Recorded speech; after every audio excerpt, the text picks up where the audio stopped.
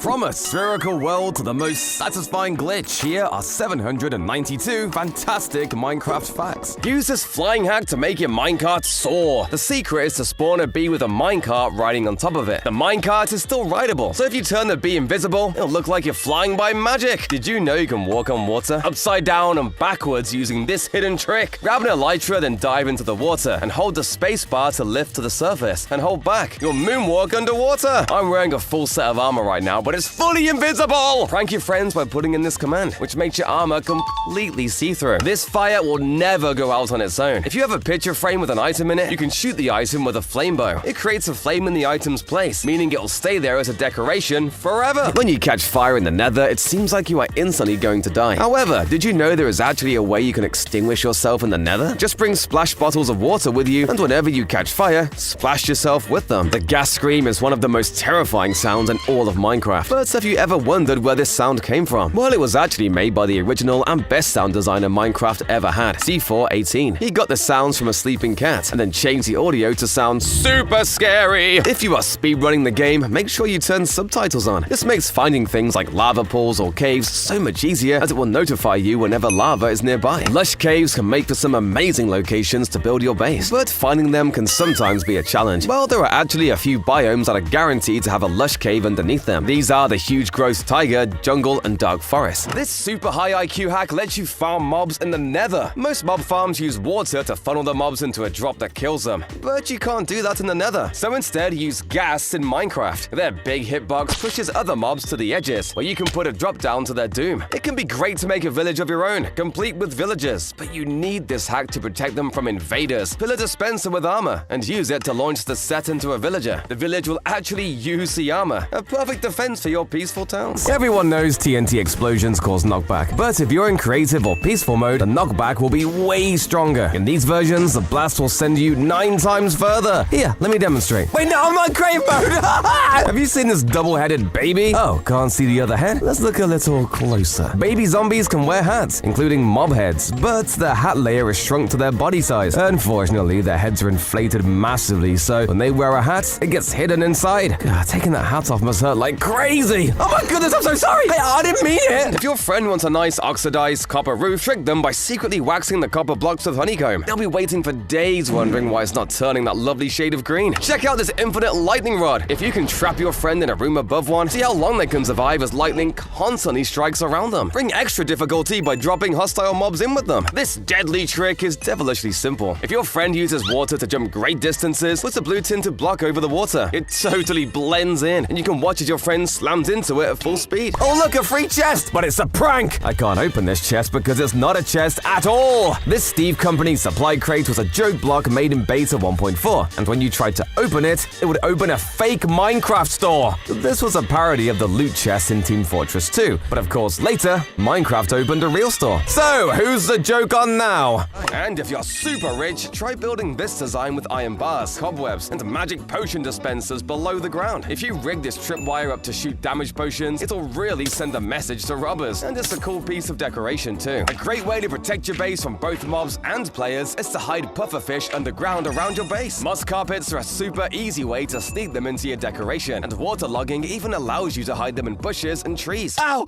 Oh god, I'm getting flashbacks! If you're feeling really mean though, the best way to deal with thieves isn't to kill them, but trap them permanently. Using a simple piston trap, you can force a player into a bubble elevator like this, surrounded in obsidian. Due to the bubbles pushing them around, it'll be almost impossible to mine it even with a pickaxe. Sometimes though, all you need to destroy a server is an old classic, a boatload of TNT. Because of the way TNT works in Minecraft, by being all of a block, entity, and falling entity, if you place and detonate enough TNT, you can break just about any server. So let's give it a try. Okay, just gotta place some TNT here, then just fill this all in and voila! This is gonna be way more than enough. Okay, here we go! Whoa, no way! Oh no, my PC is starting to struggle. And there goes the server. See, just having enough TNT can truly destroy a Minecraft server without any commands and any gimmicks. It just takes a lot of gunpowder. The way Minecraft is coded actually makes it one of the buggiest games in the industry. But more often than not, these bugs are gonna be incredibly hard to find. However, one of the most well-known bugs in Minecraft comes with getting onto the nether roof, and this can break a Minecraft server with a little bit of tricking your friends. If you manage to trick one of of your friends to follow you onto the nether roof, you can actually get them stuck up there. This breaks a Minecraft server because you will be the only person capable of surviving. All my life, I've made this huge enchanting setup with all these bookshelves, but apparently you only need 15 bookshelves in total, meaning this tiny setup works just as well as this one. And wait, it's actually true? My life is a lie. There are 3 different types of overworld frog: warm, cold, and temperate. But supposedly there's a 4th secret frog you can only get in the end. If you take 2 frogs and lead them to the stronghold, send them through the portal and feed them slime balls, the tadpoles will grow into super frogs! Yeah, I just made that up, they're just normal. Myth busted. This myth says you can shoot fire arrows to the bottom of a lava cauldron, but there's no way that's true. Can you even shoot below them at all? Huh, wait, I guess it is true. How didn't I know that? Am I stupid or something? One of the biggest mistakes Mojang has ever made is the exclusion of mobs that appeared in all the different mob votes. Mojang could add all of these mobs into each update and have it be an all-inclusive mob vote update, but instead they only ever decide to add one from a community vote. That always seems unfair. Mojang, I did not want this! Speaking of missing updates, one mistake Mojang has still not corrected is fixing the end. The end is meant to be the final location in your Minecraft world. You beat the dragon, open a portal, and boom, you end up in this weird, barren wasteland. Since the Nether update, people have speculated about there being a similar update for the end. This is great, except that the Nether update was 3 years ago, and we still have nothing for the end. I feel like Mojang employees just do not want to give us these updates. One mob that we all miss is the OG zombie pigman. This is for a couple of reasons. Firstly, the zombie pigman was just a perfect enemy that really felt like it belonged in the Nether as a zombie counterpart, but introducing the piglins ruins that feeling. The thing that makes this an annoying mistake, however, is that they do not even drop rotten flesh anymore. Please, Mojang, bring this back! The next mistake was not entirely Mojang's fault. Since Microsoft bought Mojang, they have been trying to get Mojang accounts and Microsoft accounts linked. However, this proved to be massively hidden from people who perhaps use their parents' account. Since there are now millions of Minecraft accounts that have been erased entirely from the earth, people often say that Minecraft doesn't feel as colorful as it used to. Well, in Snapshot 18W15A, if you mess with the new biome blend feature, you could turn your Minecraft world into a colorful fever dream. Just fly around and see blue leaves, pink grass, red rivers, and so much more. Honestly, can we have this back, please? There is a feature in older versions of Minecraft that Mojang actually regretted adding. People love playing Minecraft in different ways, and Minecraft Virtual Reality now has a huge player base. However, did you know you used to be able to play Minecraft with 3D glasses? Back in 1.12, there was a 3D anaglyph setting on Minecraft which would let you see the world in 3D. Yet, I have never actually met anyone who used this, so Mojang swiftly erased it from existence. We all know the trident is the most useless weapon in the entire game, but they actually have a secret use only pro players know. If you charge up a Riptide trident underwater with a sword in your hand, you'll turn into a supercharged torpedo that can kill almost any sea creature. And if you've got an elytra, try taking to the skies while it's raining and using the same trick to literally become a missile that destroys any mobs above ground too. Everyone knows Jeb, the developer from Mojang, so pretend to be him in a server and people will be falling over themselves to be nice to you. You're a celebrity! Use that power to get items and even money until Jeb finds out and bans you personally. Everyone loves a good water feature, so steal all the water using sponges. They suck everything up so fast and are really easy to dry, so you can take all the water in the game. Don't worry, the fish don't need it. See? They're jumping for joy. Rain arrow hell upon the world with a machine gun. Set up this repeating redstone pattern, then attach a bunch of dispensers filled with thousands of arrows. If the sky filling up with enough arrows to blot out the sun won't get you banned, the sheer amount of entities could make the server crash. Impersonate the server owner by getting an account with a nearly identical name. Then when you enter that server, start causing mayhem, break people's stuff and use terribly foul language. Do this enough and everyone will hate the owner until they realize you're impersonating them and ban you. Piglin bartering is super overpowered, but it's so slow. Luckily, Bedrock Edition pros found a way to speed it up by 100 times. All you need to do is grab a sticky piston and a gold block and took it up to a super fast clock. Then when you drop the gold, the piglin will pick a piece of gold up every time the block moves, giving you supercharged trading. Swimming with Dolphin's Grace is even faster than using a boat. The only drawback is that it's quite difficult to breathe down here. However, there is a secret solution that lets you literally breathe underwater. If you punch a mob while swimming, you'll stand up for a split second. When you head to the surface, you'll be able to breathe like you're scuba diving. Here's a cool hack for storage space and style. Putting barrels at the head of your bed gives a look of a headboard, and that will be stylish in most homes. Plus, since they're barrels, you can put your valuables in there. Trees can look great, but this lets you decide how they grow. If you want it tall with no leaves pushing out until it's above your house, put blocks around your sapling up to the height you want. It'll grow into that shape just like a real tree. Herd your animals with speed with this dangerous hack. Put a block of wall water in their habitat, so if they escape, you can set them on fire. They'll run back to the water, and you can close the gate on them with no hassle at all. This secret hack's been around for as long as you could till dirt, but it rarely gets used. Till dirt doesn't carry redstone signals, while regular dirt does. When you till the dirt, it breaks the signal and can activate a secret door. Awesome hidden trap to spring on your farming friends. This base can't be blown up, even with 1000 TNT. Surrounding your base with waterlogged stairs makes it completely protected from all explosions, including creepers, completely going against what Notch intended. Sorry, bro. This illegal machine lets you open a door simply by taking off a piece of armor. If you set it up exactly like I did here and turn this lectern to page 8, you'll create an undetectable, illegal entrance that you shouldn't be able to build. Oh, it also activates when a Ravager roars, but I think you've got bigger problems if that happens. If you're ever stranded at night surrounded by mobs, you can use a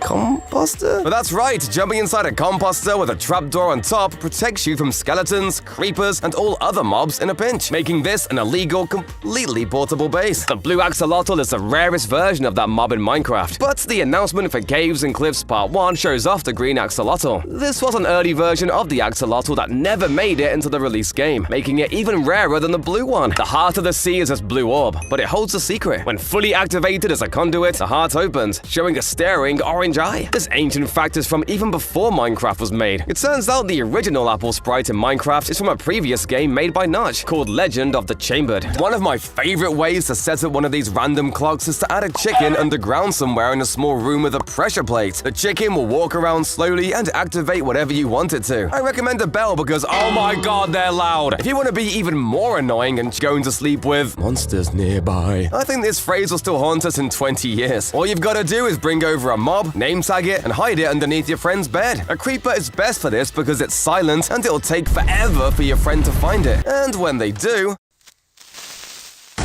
I need a way to intimidate all of my enemies before they come anywhere near my base. I know. I will build a giant bear to scare away all of my enemies. Oh no, I built a giant teddy bear. Well, this build hack will be immensely useful if you want a house that is both cuddly and aesthetically pleasing. Oh, what a cute house. I don't know about you guys, but I think the hardest thing to build in Minecraft is a kitchen. Well, no more! As this build hack makes an amazing looking kitchen entirely in vanilla Minecraft. And the best part is, it is entirely functional, with multiple blocks with multiple different usages. Bedrooms in Minecraft are boring. You'll just have a bed, maybe two with some bookcases either side. However, thanks to this amazing bed build hack, you can make a bed that is far nicer to look at, and that is far more comfortable too. Sparrows and spruce planks look great for a creaky attic floor, and beehives are a super interesting block to use for the floor of a cute little cottage you've built. You can also try using blast furnaces, cartography tables, and a bunch of other blocks to make unique and interesting floor designs. Be creative with it. Dripstone makes an awesome trunk for a palm tree, and you can even use conduits to add coconuts, at least if you squint. Pink candles are just another light source. Here's a bunch of reasons why you're wrong. Firstly, you can make a pond plant called a cattail by placing a green candle on a glass pane. An end rod plus a candle, redstone torch, or iron bar makes a perfect sword replica. It's always annoyed me that lanterns can't float, but with the help of candles, they can. Damn, it kinda looks like Hogwarts in here. Red candles look suspiciously like tiny sticks of dynamite that you can mix with TNT for more detail in your cave builds. Cacti in real life often have pretty pink flowers on top. And you guessed it, pink candles perfectly replicate this. Building a computer on your computer is a classic for Minecraft. So when you've set up your painting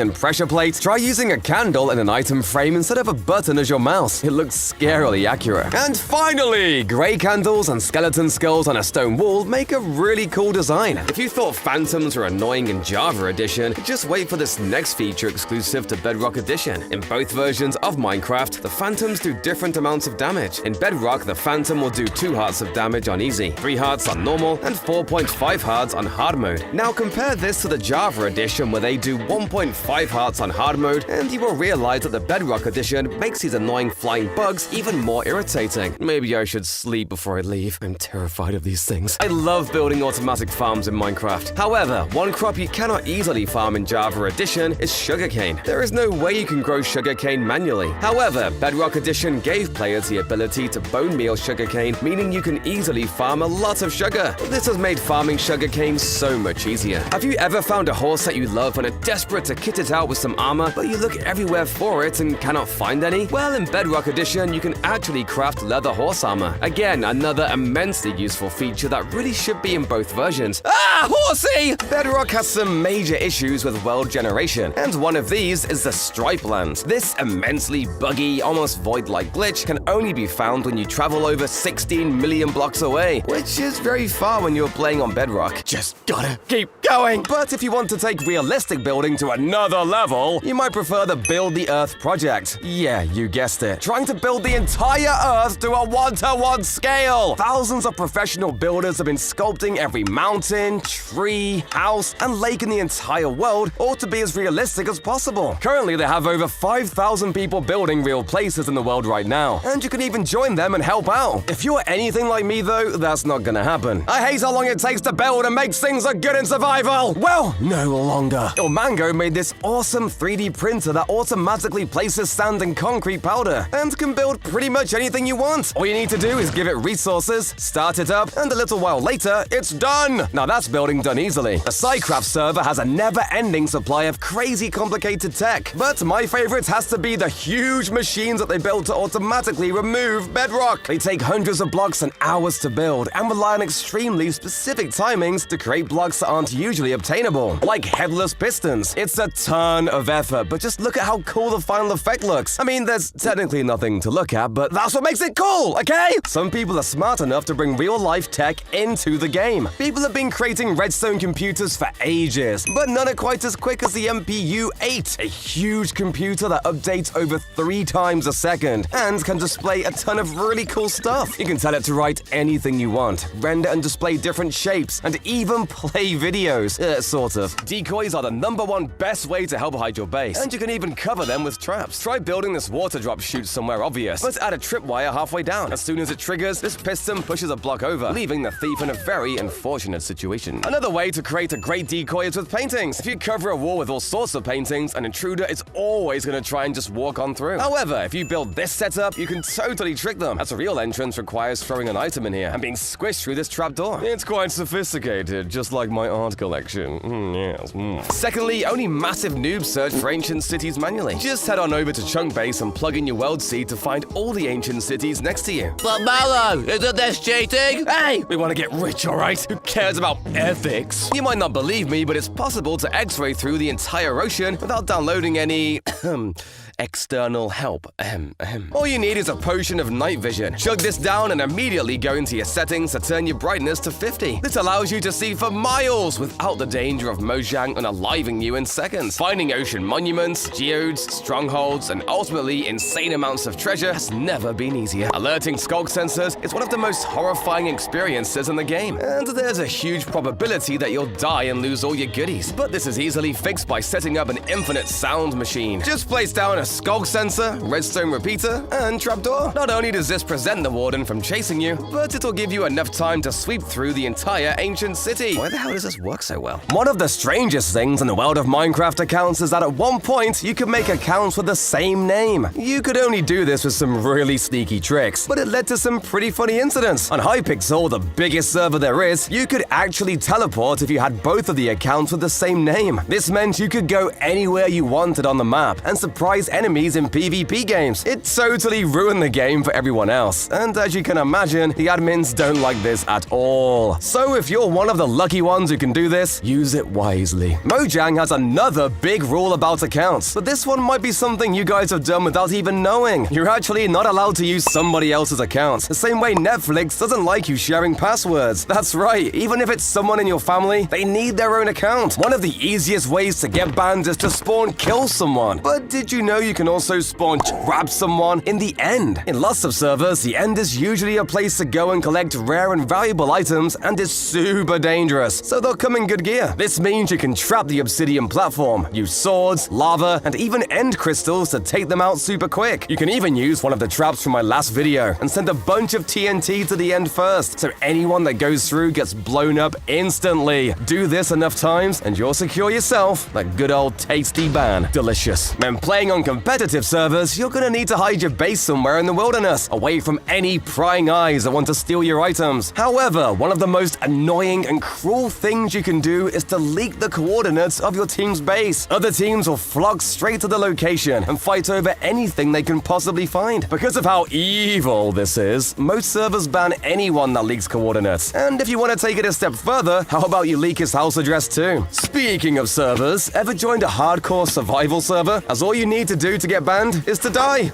Who knew getting banned could be that easy? I can't tell you the amount of times I've missed out on a shipwreck because of not being able to see through the damn ocean. However, this is easily fixable with a little bit of help. Back in 1.19, if you set your camera at just the right angle on the water surface, you could see through the entire ocean and find anything on the seabed. But Mallow, isn't this technically X-ray? What else did you expect, nerd? You will never believe where the sound design for gas came from. Everyone's favorite Minecraft songmaker, C418, had a cat that often made disturbed noises while it slept. But during the development phase, he thought that these noises would be the perfect tracks to use for the gas. No wonder they seem so disturbing. For years, Mojang has been fixing thousands of bugs, but there is one that is detrimental to the entire game. What is it, you might ask? Cookies don't have sugar in their crafting recipe! I would actually be better off eating cement-laced with TNT gunpowder than cookies without sugar. Is that even a cookie at that point? For this one, I want you to look at the sun very closely. Hey, no, not in real life! Not just some crazy ideas back in the day. From a red dragon to a sky dimension, there was one change that was so weird, no one could have guessed why it was even implemented. I'm talking about Notch's decision to make the sun round. In fact, he did exactly that for one beta pre-release. Weird decision for a game based on literal cubes. If you feed a cookie to your parrot in Minecraft, they will die. No joke. I feel bad for the kid that figured that out. While this wasn't always in the game, Mojang later realized cookies are actually toxic to parrots, so changed the game to be more realistic. So if your friend gets a new parrot, you know what to bring. Woohoo! In Minecraft's April Fool's update, Mojang added an item called the Ankle Monitor, which, when put on, works like the curse of binding, making you unable to take it off and slower whilst wearing it. Minecraft Hood Edition coming out in 2023. Now, redstone ore is the only reactive ore. Whenever you walk past redstone ore or interact with it, it will light up and then go dark again, except for deep slate redstone ore. Mojang clearly forgot to make deep slate redstone ore go darker after a while, so now you can use it as a light block. Wait, why is it so dark? Everyone knows that you can fly in survival Minecraft. You can do this with an elytra, boats, and even with a pig. However, what most people didn't know is that you used to be able to fly up using a fishing rod. All you need to do this is a fishing rod and a minecart between updates 1.9 and 1.15, and then just spam away. I think I've flown a bit too high.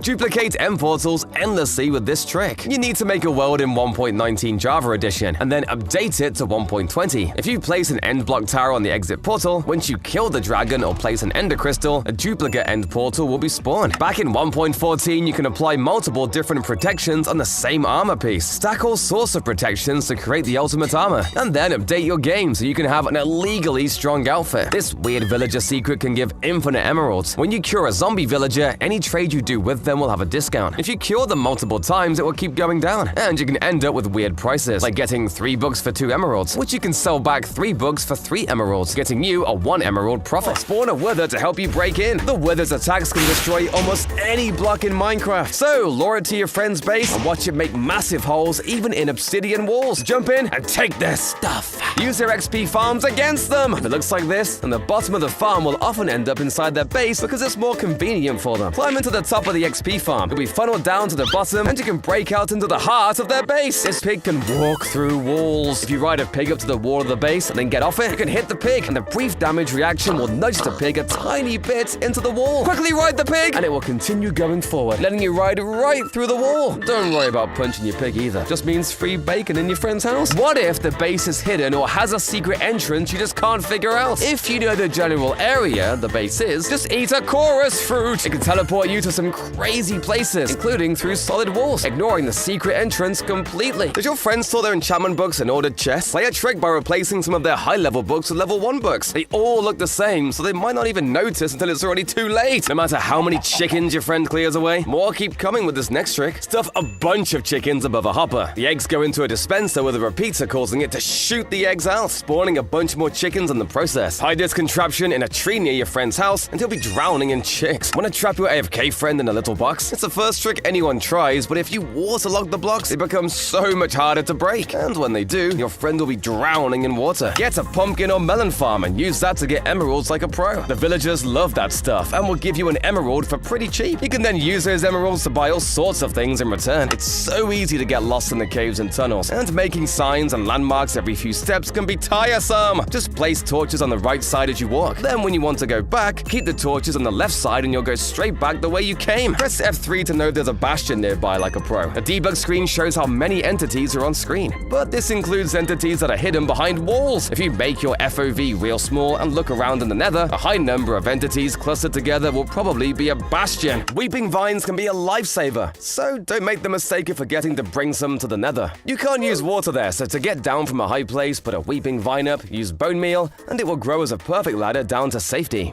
Needing to know where one biome begins and another ends can be so important. Don't make it hard to see the line between them. Turn off the biome blend option. The hard line between biomes might look weird, but it's so useful. It's worth it. When trapping villagers or animals, the biggest mistake is not using honey. Put it under their feet so they can't jump out of their pen. You'll never have trouble with escaped villagers again. Get that efficiency enchantment on your shovel, but don't make the mistake of going past efficiency 4. It actually can't get faster, so you're wasting your time and experience. Redstone works great, but it's a pain to mine it, so why not use leaves instead? This secret exploits the fact that leaves need to update based on what's around them. So by using leaves and wood, you can create machines that don't use any redstone at all. Become the most efficient miner in the game with Swift Sneak. It doesn't just improve your crouch speed, but also your crawl speed. So at one block tall, you can just dig straight forward without having to make space for your bulky body. This book will destroy anyone who reads it. That's because it's filled with so many letters that it overloads the game of the person reading it. Just make sure you know which book is which. Skeletons and strays also burn in the daylight like zombies, but they're deathly afraid of wolves. I guess skeletons are the best way to get bones. However, a little known fact is that both skeletons and zombies are weak to healing potions. Just 2 direct hits can insta-kill a skeleton in full diamond. Hoglins are massive, brutal creatures that are scared off by fungus? That's right, whenever these huge hogs go near a warped fungus, they'll immediately run the other way. The same goes for respawn anchors and nether portals. I guess they're scared of going through and turning into zoglins, which, by the way, are one of the only mobs in the entire game that doesn't have a weakness. They're immune to drowning and fire. Don't be so hasty with enchantments. Some have hidden properties like quick charge. At level 6 and above, crossbows with this enchantment stops the reload animation at the first frame, which is before the crossbow is loaded, and so won't load at all. Here's a trick that will freak your friends out. Carpet can actually be placed on any non-air block, even lava. It's tricky and dangerous, but you can walk on lava like it's nothing. It's easiest with moss carpet, as that doesn't burn. I bet you didn't know that after using a sponge, if you put in a furnace and use a lava bucket as fuel, you will receive not only your dry sponge in return, but the water bucket in the fuel slot will be filled right back up with water. Nice attention to detail, Mojang. Most players know that there are 2 types of cows, regular cows and mushrooms. But what most people don't know is that there's actually a secret hidden 3rd type of cow. During a thunderstorm, if a mushroom is struck by lightning, it'll turn into the ultra-rare brown mushroom. This special type of mushroom can give you suspicious stew, instead of the boring old mushroom stew that a regular mushroom gives. Gross. For some reason, when turtles are struck by lightning, they turn into wooden balls? What is this, Mojang? Almost everybody knows that sunflowers in Minecraft always face east, but there's actually another plant that does this kind of similarly. Pumpkin stems will always point northwest. Look at this cute little plushie! Just dig a hole 1 block deep, push 4 armor strands into that place in an X formation. Equip them with leather chest pieces, and then plant black wool on top. The wool will turn the leather black to match, and then you can put a banner in front to act as the face. Oh, so cute. I shall defend it with my life! Yeah! Everyone loves a white Christmas, and you can make one whenever you want by simulating snowfall just outside the window. This is done with a carpet duplicator just above the window, constantly breaking pieces, causing the particles to fall down. Inside the house, it looks just like a snowy day. Wait, but I'm in the desert! We all know about chains, and I mentioned a way to make much bigger chains with grindstones in my last build hacks video. But if you need something a little smaller, try facing 2 sets of trapdoors into each other like this. To create a wooden chain, you can even change the color off. Buttons placed in invisible items on logs look suspiciously like bugs crawling all over it. Bugs that, by the way, you cannot eat. Do not, under any circumstances, ever eat the bugs. Ever! Speaking of bugs, in Bedrock Edition, you can place buttons on the top and bottom of fences, allowing for extra decoration. But in Java version, you can't do either. Honestly, I'm not sure if this is a bug or not, but it's still kind of annoying. Red and yellow candles make really good ketchup and mustard bottles for a diner or bar. And green candles are perfect replicas of beer. Wait, did someone say beer? This waterfall shouldn't exist. The water doesn't rise up at any point as it flows around this track, and yet as it reaches the end, it hits a waterfall and lands back down. You can even get a minecart to follow the water in its impossible journey. But it's all about perspective. Move away from this spot, and you can see how the minecart rises up to the top. It's a magic trick! Don't tell anyone though, or the magic police will come for me. We've had mansions on top of hills and even half-invisible mansions, but what about this one that spawns submerged inside a hill with a massive dripstone cave in it? There's even a bravely positioned village house right next to the mansion that's separate from the rest of the village up on top of the hill with views of beautiful meadows and roofed forests all around it. These mansions can contain all sorts of treasure from notch apples to diamonds, but nothing compares to this mansion near spawn that contains over 40 allays trapped in cages that you can free and use for your very own farm. Or a cult to take over the Chinese government. It's up to you. I don't judge. If you suck at PvP, there is one way that you can absolutely destroy any server filled with good PvPers, and all it takes is some potions. By brewing various invisibility potions and some harming 2 potions, you can easily kill your foes. But there are a couple of things you need to remember. First of all, you need to ensure while you are invisible, you walk and not sprint. This prevents any sound from being heard by your opponent. Then you want to make sure you hit at least 3 of the harming 2 potions on your foe, as this will do 18 hearts of damage. From there, you just hit them with a powerful sword a couple of times, and you have killed just about any good PvP player, unless they have a totem. This one does very heavily rely on the element of surprise. Tinted glass is the only glass block that actually drops an item when you break it normally. I guess the amethyst enchanted it with mystical powers. Most people only place carpets on, the floor, but they can actually be placed in way more places than you realize. Above string, water, slabs, buttons, other carpets, crops, and even fire. Although that one might not go too well. There are so many potions in the game now, so many that I barely even remember how to craft half of them, or any of them. But that's not an issue for this secret potion, literally called the Uncraftable Potion. As the name suggests, you can't craft it or even obtain it in survival mode. Drinking it does absolutely nothing, but it looks kind of pretty, I guess. Most people think that when breaking melons in Minecraft, you should use an axe, but this is actually not true. While yes, it is true that axes are the best tool for breaking a pumpkin when it comes to breaking melons, you should actually use a sword instead. I suppose it is the closest thing to a chopping knife in Minecraft. Swoosh, swoosh, swoosh. Enderman noises are really creepy, but don't worry, as this Minecraft secret will make them far less creepy. The Enderman voices are actually just humans saying hello and what's up, but being played backwards and distorted, making them far less terrifying. Well, for the player. For me, look, I'm more terrified. Flower picking is nobody's favorite pastime, but did you know that red flowers are actually considerably rarer than yellow flowers? If you have not already noticed, flowers spawn way too much, so you will never actually see this fact in action. Climbing ladders is a very tiring job, but imagine how much more tiring it would be if you did not have any arms. Well, at one point, creepers were actually able to climb up ladders, and it looked hilarious. And if anything was to,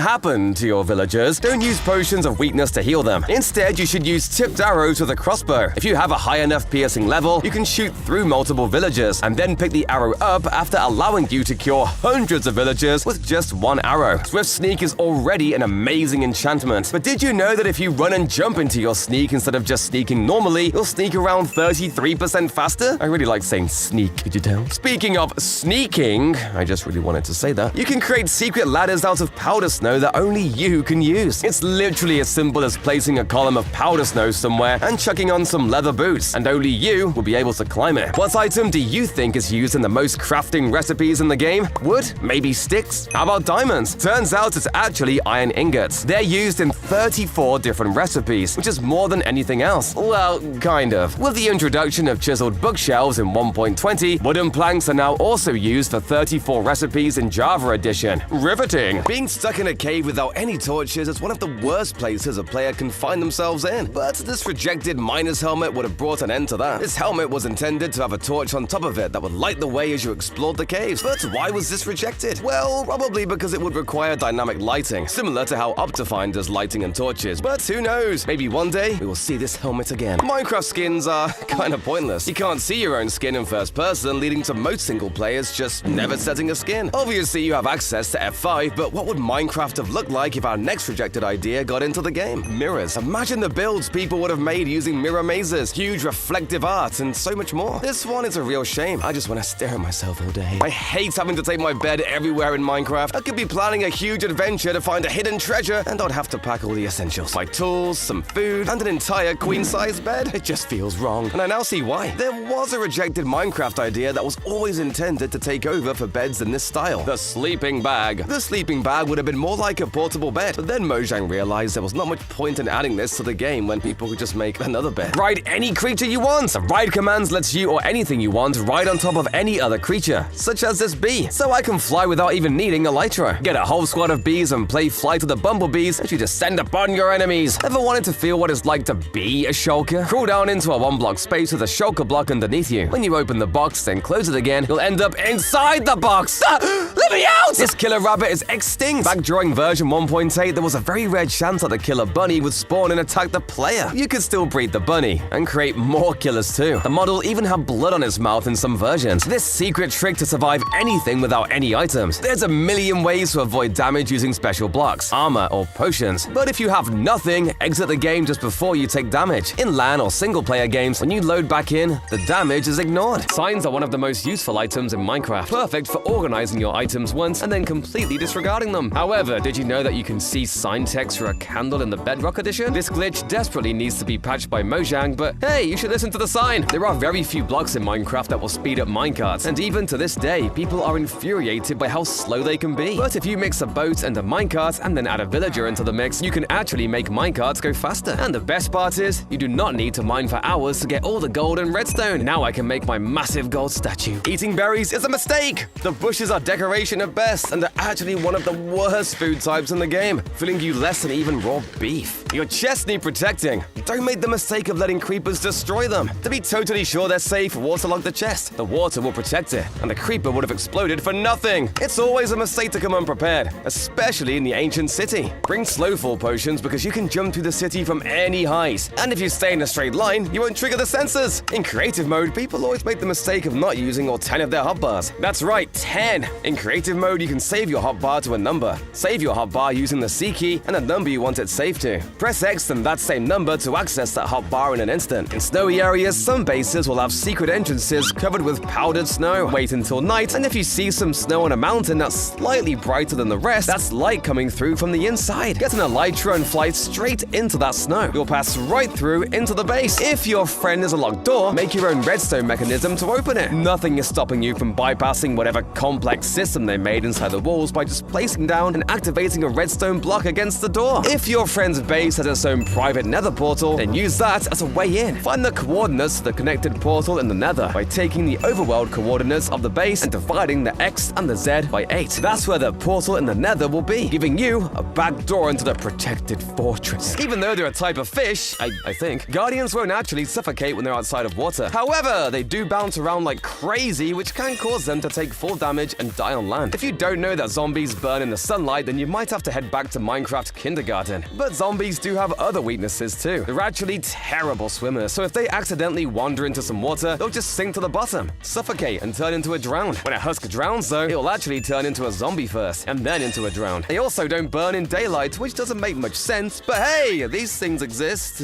What do I know? Use powdered snow to wall jump your way up a cliff. This works great in the nether, where water isn't available to scale cliffs. So have a bucket of powdered snow ready. You can place the snow against the wall, hop off it, and mid-jump you can scoop it back into a bucket, and then place it again higher up. Keep going until you reach the top. If you need to find lush caves, look for azalea trees. These trees are easy to spot, with their weird windswept look, and they indicate that there is a lush cave directly below. So get digging! You don't need a furnace or smoker to cook your food, not anymore at least. As with a campfire, you can cook 4 pieces of food at once, basically for free! Put a hay bale underneath the campfire to give it a smoky flavor. Speaking of mansions, Vindicators will stop at nothing to murder entire villages worth of villagers, but they're not completely heartless. Even though they're happy to kill tons of adult villagers, Vindicators will actually refuse to target baby villagers. But that isn't going to slide in my book, because there's actually a way around this. If you're on Bedrock Edition, naming a Vindicator Johnny will turn him into a psychopath, and he'll go on a rampage, regardless of age. That's more like it! Cave noises have been the #1 enemy of my soiled underpants. But did you know you can actually predict exactly when these will happen? Simply press F3 and wait for the mood percentage to hit 100%, and when it does, the sound will play. Or just turn your sound off. I'm still not taking the risk. When it's snowing outside, snow layers will pile up on top of all the blocks around you, sometimes even stacking up to the size of a full block. But for some reason, there are 2 blocks in the entire game that this doesn't happen to. Both ice and packed ice are immune to snowfall, and even trying to manually place snow on them doesn't work. This isn't the case with blue ice though. Even though they're almost the exact exact same. Spy on your friends with this illegal one-way wall that's see-through on one side. It's built with item frames that have been turned invisible with this command. Put custom map frames onto them to make it look like a wall on one side and it will be invisible on the other. Try the most secret mechanism using this bizarre Enderman glitch. If you trap one in a minecart or boat next to a wall, arrows still won't work on it. Sometimes I'll even pass right through the Enderman and the wall. If you put a target behind that, you've now made a secret mechanism that's especially great for hidden doors. There's tons of secret actions you can do using the F keys on the top of the keyboard. Hold F3 and C and you crash the game. Tell your friends it's a fun visual glitch and watch them drop from the game as it crashes hard. They'll be off the server and you'll be in their secret stash of goodies. Here's how to make your pond 10 times better super easily. With waterlogged blocks, you can create detailed rocks in your pond with stairs and slabs that add a little extra detail and even give you a cool way to get across. Next, instead of the normal boring lily pads we have, try creating your own using 4 drip leaves and some flowering azalea leaves to make a big colorful lily pad. You could also use a bamboo trapdoor with pink candles on top if you're living in the future. And lastly, if it's a really big pond you're trying to decorate, try doing something similar with drip leaves, lily pads, and azalea leaves to create a huge floating algae mat. It's kinda gross though, doesn't smell good either. Oh wait, that's just me, my bad. Back in the alpha days of Minecraft, there used to be way less blocks and almost no ways to properly decorate your builds. This meant people had to create their own solutions. Since trapdoors didn't exist, people used to glitch regular doors into looking like trapdoors by breaking the bottom half of a cactus, finally letting them actually decorate their world just as Notch intended. The light of a beacon looks great from close or far. The cool secret aspect is how it reacts to stained glass. Each glass put in the way of the beam changes the color, making billions of possible shades. Here's a fact you might not know. The illusioner can't handle boats. They get so confused that when shooting their bows, the arrows go backwards. In the original trailer for Minecraft, way back in 2011, this mysterious other variant of Steve was present. He's not available as a choice in the launcher, so this is the only example of him that exists. The end wasn't always where it is now. During early developments, the end was supposed to be a sky dimension. Secretly, they saw the sky dimension as heaven and the nether as hell. These worlds don't necessarily look that impressive though, at least not compared to this breathtaking Badlands lake. It generated at the bottom of this huge valley thing next to a mine shaft and a ruined portal. And from high up, it kinda looks like a giant eye. I'd love to see what people could build in here. And even that doesn't compare to this stunning meadow-covered mountain range with 2 lakes nestled inside. Not only do these provide incredible locations for bases, but the smaller one holds a village, or the larger has an outpost. I love the idea that this mountain ridge is a location for some sort of battle between the pillagers and villagers. Let's face it, the villagers are just gonna sit there defenseless and get steamrolled sooner or later. And speaking of pillagers, this seed gives you a weird opportunity to roleplay as one of their prisoners as you spawn directly inside one of their cages. The real challenge isn't escaping the cage though, it's the mental anguish caused by Minecraft's blatant attempt to call you a monster.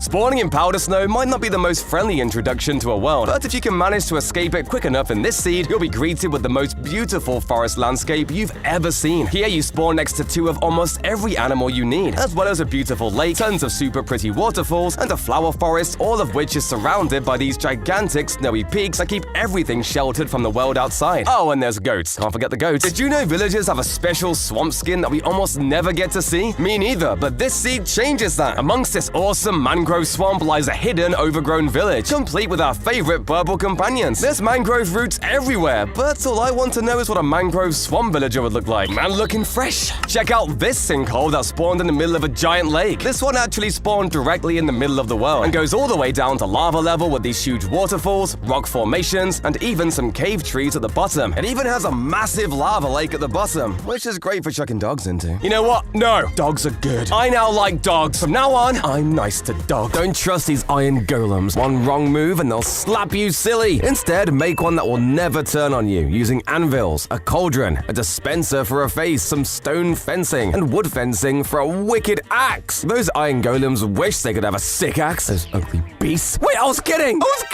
Every single item in the game has a shape that goes from the bottom left of the item slot to the top right, from tools to fences, name tags, and even amethyst shards. That is, except for the echo shard, which does the exact opposite and faces the other way. I love this feature because it shows that the item really is an echo of the regular items, and could even come from some strange alien world. Ever wondered what causes those creepy cave sounds to play? It's actually not random. It relies on this section of the F3 screen called mood, that increases over time when you're underground. ground and decreases when you're near light. When it gets to 100%, a random cave sound will play, and it'll reset back to 0. There are actually 4 secret paintings hidden in the game files that you can't even get normally in the game. The paintings are earth, wind, fire, and water, and can only be spawned in with this command. Apparently, they were only added in to promote Pocket Edition, but I really hope they get added in fully eventually, as they're so much cooler than this. Let's hide in this massive tower. Oh, but the walls are closing in. Or at least it looks that way, as these straight lines and bands of color make the walls seem like they're bending inwards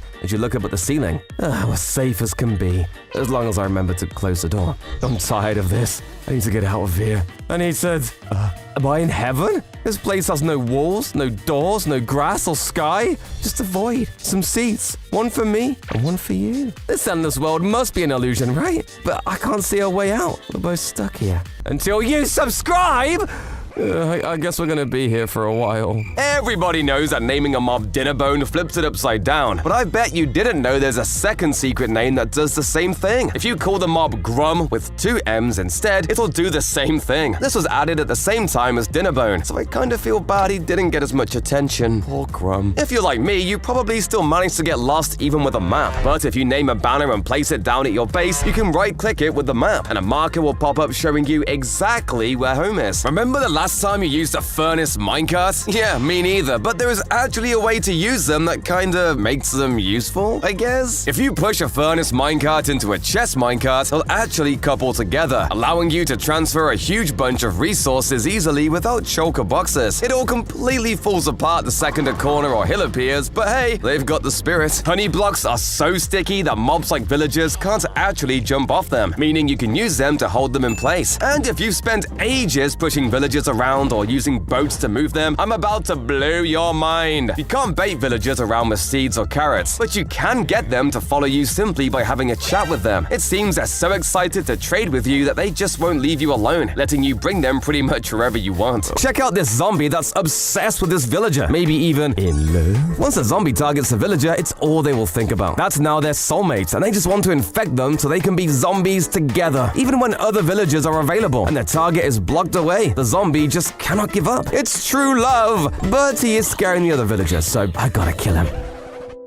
But the coolest part about them is that comparators can actually detect if there's a book placed in a specific slot, meaning we can finally make one of those awesome secret bookshelf entrances. If anyone knows about it, they'd have to know exactly which book in exactly which bookshelf unlocks the door, letting you hide some seriously secure secrets. We've also got a new setting that allows you to see all the secret hidden creative items. This includes command blocks, all the different types of light level blocks, which are gonna be super useful for builders, and even the secret debug stick item that lets you change the form of any block you want by just clicking on it. Camels are by far the coolest passive mob we've ever got. Not only can you ride them with a saddle, but they're so tall that zombies and spiders can't touch you while you're on one. You can also dash while riding them. And best of all, 2 people can ride them at once. The only drawback to camels is that sometimes they'll get bored, lie down on the floor, and refuse to move. Just like me. After literally 10 years of asking for it, we finally were given a cherry blossom biome. Woohoo! It's filled with the prettiest trees in the entire game, as well as these tiny flowers called pink petals. The leaves even give off a cool particle effect, just like the spore blossom. And if that's not enough, this is one of the only biomes in the game that bees can spawn in. This is paradise! If only they'd added water in these biomes so we could get places like those awesome cherry-filled rivers in Japan. And for any builders out there, these logs can be stripped or turned into pink planks that I definitely won't be building my entire house with, because I'm a man. Oh my god, it's so pretty! Anyway, the Cherry Grove biome actually hides a secret you probably didn't know about. Because it usually generates around mountains, it actually spawns emeralds underground. However, the cherry biome itself is actually pretty rare, so it might be easier to just head to a mountain anyway. They're much easier to spot too. Each Minecraft world generates a total of 128 end portals, and the chances of one of these being filled completely is 1 in 1 trillion. But wait, how lucky would you need to be to have all 128 filled? Well, a Redditor user pinned down the probability of that happening to this insane number. To get an idea of how crazy that is, this is much larger than the total number of atoms in the universe. How many spawners do you think you can find in one chunk? 2? 4? Or if you're lucky enough, maybe even 5? Nope, the correct answer is 8! On this specific seed, you'll find 7 zombie spawners and 1 spider spawn within a few blocks of each other. But that's not all! There is a village, trail ruins, a pillager outpost, and an ancient city. And the many spawners which exist within a few thousand blocks of each other. How is this even possible? And in case you don't have a big enough iron supply to waste on literally blowing up, there's a cheaper alternative in placing TNT on top of a half slab instead. For some reason, this also reduces the blast radius significantly. But unfortunately, you still take quite a lot of damage. Are you one of those weirdos that prefers using donkeys over horses for the extra storage space? First of all, why are you using horses in the first place? It's 2023, man, get an elytra! But secondly, llamas are a way better option. They can have up to 15 inventory slots and form groups of 10 that follow each other around. Using shulker boxes, you can transport up to 4,000 stacks of blocks with you. That's this many blocks, more than you'd ever need. And if you need another reason to make the switch to llamas, check this out. While horses and donkeys just sink like rocks when you try to ride them in water, llamas can swim. You still can't control them or anything, but if you need a fancy pool float or something, llamas work perfectly. Fireworks can be used for a bunch of things these days, but I bet you never thought of making a cannon with them. That's right, fireworks launched from dispensers actually do damage to mobs, meaning firework crossbows are out, and this is the new best way to take out mobs. Are you a fan of mining but hate the long and difficult journey down into your mine? Well then, build this compact staircase. This staircase has two amazing designs that will make your life so much easier. Simply place a trapdoor at the top and then go down to the bottom of your staircase and place a block of water. By doing this, you have a quick way down by dropping into the water, and you also have an easy way to come up when you are finished in the mines. In the upcoming release of Minecraft 1.21, we are going to be getting a really cool new functional block called the Crafter. And believe it or not, this block can be used to make some really cool designs, such as this really cool looking wall trim. And the best part is, you can expand on this design simply by making sure that the crafters are fully operational. Talk about function and beauty. Most people don't know that there's actually swamp villagers in Minecraft. They look super cool. But unfortunately, Mojang hasn't added villagers for them to spawn in naturally yet. But this seed says otherwise. Slapped right in the middle of this massive swamp is a tiny plains biome covered almost completely by a village. Doesn't this thing look weird? This house is actually completely in the swamp. So if two villagers were to procreate, they'd make a little cute swamp villager. Aww. It's too bad we don't have any dwarven villagers though, because they'd fit so perfectly in this seed. A ravine spawned right in the middle of this village, causing some of the houses to be placed underground in the caves. Check it out. There's even a farm down here. Aw, and some cave kitties too. Aww. And this iron golem is on full-time guard down here. There's zombies everywhere. Here, I'll help you.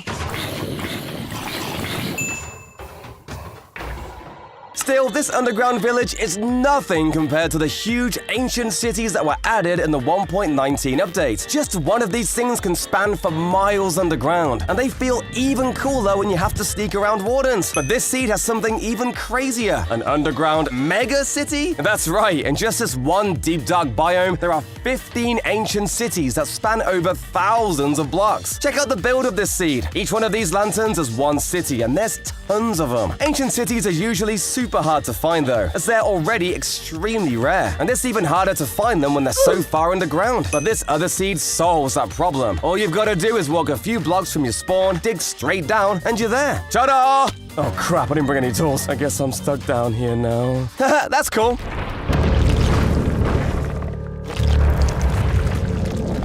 Oh, Books are immensely useful in both versions of the game. You can leave funny notes for your friends, blackmail villagers, and sometimes even completely destroy a server. Books have truly infinite possibilities. However, Bedrock Edition doubles the usefulness of these books, since whenever you open up a book in Bedrock Edition, it will have 2 pages! Tridents are one of the most fun weapons within Minecraft. Not only being able to launch you into the sky, but also being able to summon lightning strikes against your enemies. But why can they not be fired out of dispensers? Well, actually they can, just not in Java. Since in the Bedrock edition of Minecraft, you can fire these weapons out of dispensers at light speed. Take that, zombies! Did you know that Bedrock is actually a harder game? Well, sort of, since in Bedrock edition, your chance of finding various structures, items, and generations are considerably lower than in Java. For example, jungle pyramids in Java have a 42% chance of spawning in a jungle. However, in Bedrock, that chance is only 21%. This feels a bit unfair. Some people have a fear known as leporiphobia, fear, also known as the fear of rabbits. And if you have this fear, then you should probably look away now, since in Minecraft Bedrock Edition, there is actually a giant rabbit! By typing this command, you can actually summon a rabbit that is considerably larger than any other rabbits within Minecraft. This is a regular nether portal, and this is a heather nortal. Wait, what? While Minecraft has a history of weird nether portals, there's never been anything quite as weird as this one. Literally. To do this, you need an update suppressor, which is a structure that allows you to force skip block updates by basically bugging the game out of functioning. And let's be honest, I have no idea how you do this, and you probably don't care either. So after some off-camera building, here it is, a heather nortal. Now that's one of life's greatest achievements. When Mojang added XP, they expected you to farm it by killing edible mobs, your dogs, and leveling up the normal way. However, what Mojang didn't expect is if you put a ton of mobs all in the same place, they will die of entity cramming. You can get that sweet XP. And with Sweeping Edge, you can kill the rest of them with one hit, making it possible to create a self-sustaining mob farm that just feeds you XP. So that's how McDonald's works. So if you really want to break Minecraft, I got something for you. If you create a world with the only blocks being ladders, they will defy logic and not let you climb as intended, making you fall indefinitely into the void. This is probably the most useless thing you could ever do. But hey, from a distance, this looks pretty cool. And, oh wait. My game crashed. That was worth. I feel very accomplished. One of Minecraft's most valuable objects is ender pearls. Unfortunately, getting them can prove to be quite difficult because of a certain someone. But I'll let you in on a secret. You can fix this problem in seconds. All you need to do is build a massive hole like so and build a tower right above it when you're in the end dimension. This should be at least 3 blocks high. This is because endermen are roughly the same height as this. So once they fall in, they can't even touch you. Oh, come here, you cutie. Look, he's harmless. I spoke too soon. Look at how boring this armor looks. And look at it now. Did you see how much of a difference having an armor trim makes? And my personal favorites are the silence and water armor trims. But when it comes to looting them from ancient cities, my luck is straight up horrible. No, stay away from me! Anyway, there are a few things you can do to maximize both your loot and safety in ancient cities. One of these is always using a recovery compass to make sure that your loot is never lost and you can continue from where you left off. Get your minecarts going fast with this high-speed hack with much less redstone. Minecarts take turns fast, so if you lay your rails out into these circles, the minecarts will turn constantly, gaining super fast and still in a straight line. Just close your eyes while it's happening.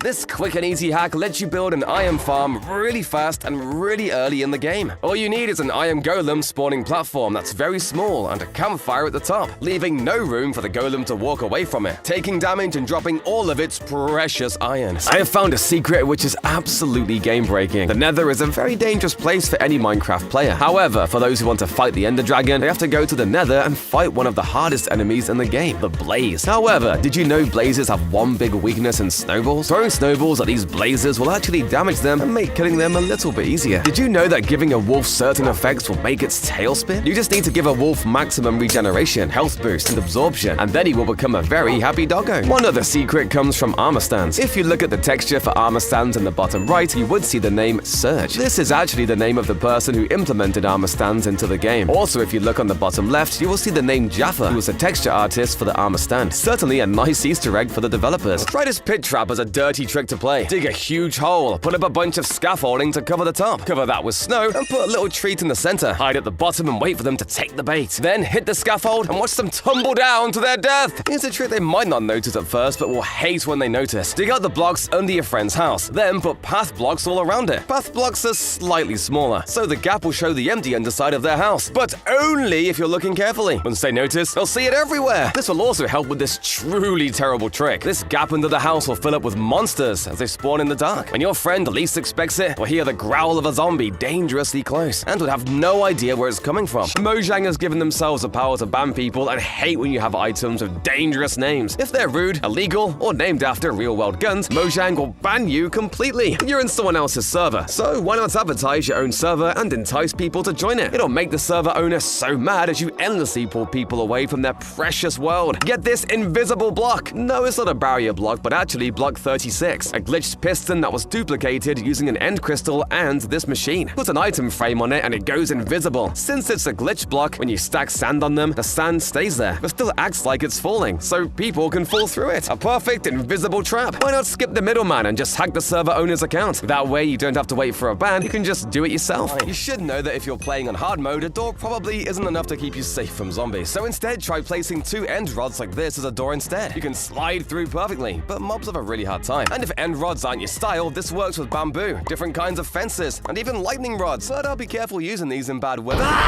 These do have a slight drawback though, as if you manage to anger enough mobs, it can push each other through. So for an entrance that's almost foolproof, add a line of cobblestone walls with some carpets on top. Not even spiders can get past. This soft hack lets you soundproof your surroundings. Wool can actually be used to block sounds from getting to a skulk sensor, which is great if you only want it noticing people breaking into your house. Cobblestone generators can be a pain with the risk of making obsidian, but mangrove roots save you from that struggle in a crazy hack. Waterlogged mangrove roots count as a water source block, but it doesn't flow, so the water won't touch the lava, meaning obsidian won't get made, but you'll get cobblestone all day. Daylight sensors can be used in all sorts of genius hacks, including this grandfather clock that actually tells the time. This sensor can detect the gradual change in lights depending on the time of day and will send signal updates based on that. Connect that to a bell and you've got a countdown to nightfall. This honey block hack makes a great conveyor belt, as the blocks are pushed around with pistons in a circle. You can put armor stands or even loose items on that honey, and it will carry it around. It's been used for armor sets and even for a sushi bar. We've all felt the disappointment of not receiving rainbow wool from a Jeb sheep, but apparently if you surround a wool block with 8 different dyes, you'll finally get it.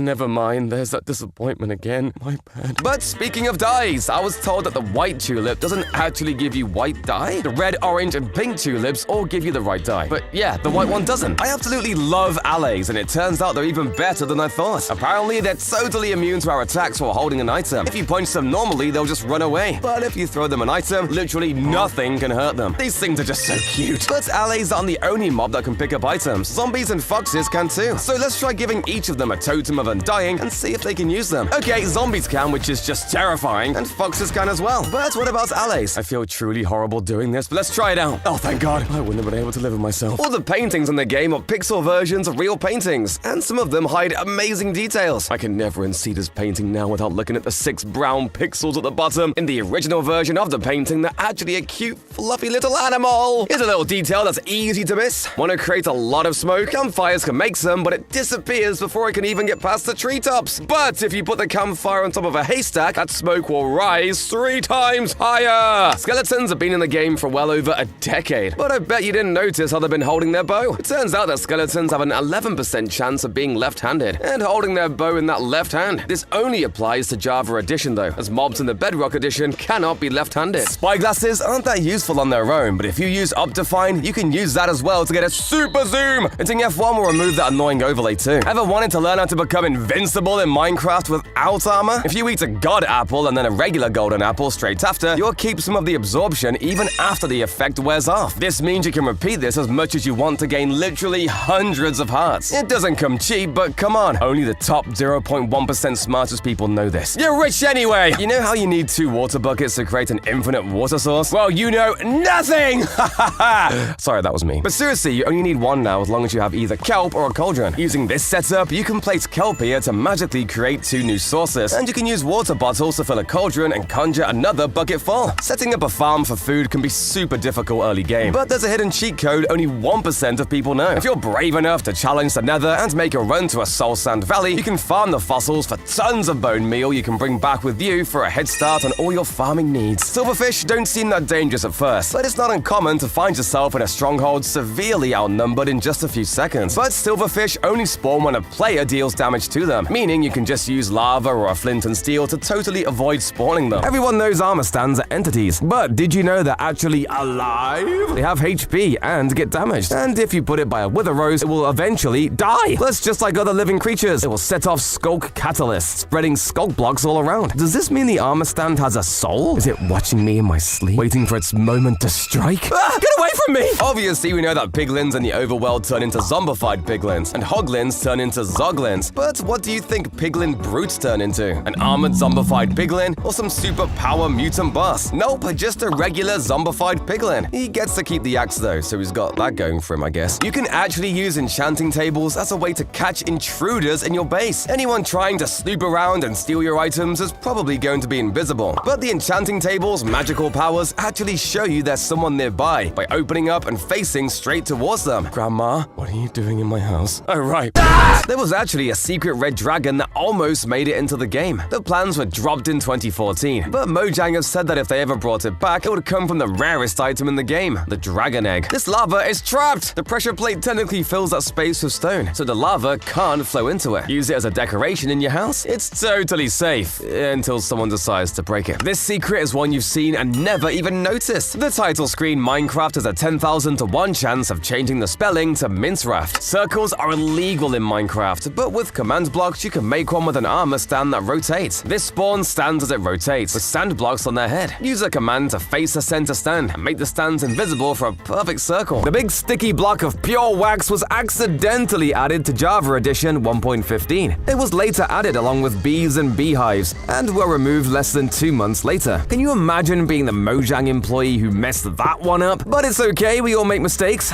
The fabled cog or gear was the original version of Redstone. It's unclear how they would be made, but you could place them on the side of blocks, and they looked super cool. Unfortunately, by the time Redstone was made, cogs were completely abandoned. Just like what my parents did to me when they left me to be raised by wolves. I'm so glad there's rules on the internet, or I'd never have found out about Minecraft, so, you know. You used to be able to control how the whole world was generated. The customized world type was made to give you full control over world generation. You could decide the biome, the sea level, the structures, the ores, almost everything. It got replaced by buffet mode, which mixes the nether, end, and overworld. But I want a world made entirely from diamonds. That's okay, I made the world in creative mode, so there's nothing but diamonds. Wait, how do I make a pickaxe without a tree? Sometimes smart hacks use the weirdest items, like this stairway of dripstone and smaller cake slices. Use a horse which can travel over a single block height without jumping, and the weird hitboxes of the items will send you rocketing up the stairway at high speeds. Tired of creatures jumping fences? Try this hack where you set down a bunch of trapdoors and flip them up. They'll act as fences that the AI just can't understand and won't be able to escape from. Here's Johnny, the murderous vindicator, and here he is in this weird hack, killing these animals for our food. See, when you tag a vindicator with the name Johnny, he will kill anything in sight. And if you trap him in a mob farm, the animals he kills drop their loot into the chest without you having to lift a finger. Have you ever seen items chase you down? I put my useless and wanted blocks down the shaft with a ladder to the bottom, in case I wanted to pick them up again. But the items won't stay still. They climb the ladder if there's nowhere else to go, and refuse to be kept inside this little hole. Stay down there! Don't you know I don't want you anymore? Everyone loves making mega trees by placing 4 saplings beside each other. However, jungle saplings in that 2x2 formation cannot grow next to snow. No matter how much bone meal you use, it can't grow if anything is next to it. Even the lightest dusting of snow on the ground. Could you imagine never growing because you're standing next to snow? Snow biomes would have armies of baby zombies running across the land. Oh god, here they come! Ever seen this before? Well, if you're from the future, then maybe. Because Mojang added bamboo blocks in the recent 1.20 snapshots, having both bamboo and stripped bamboo as separate blocks. I like saying bamboo. Bamboo, bamboo. The old bamboo block required 4 bamboo to craft, while the new one needs 9. This makes them pretty expensive, but at least your house will look cool. If you have a pet axolotl and don't have a name tag to make him your pet, you can scoop him up with a bucket and literally put him into an anvil. But don't worry, we aren't gonna murder him.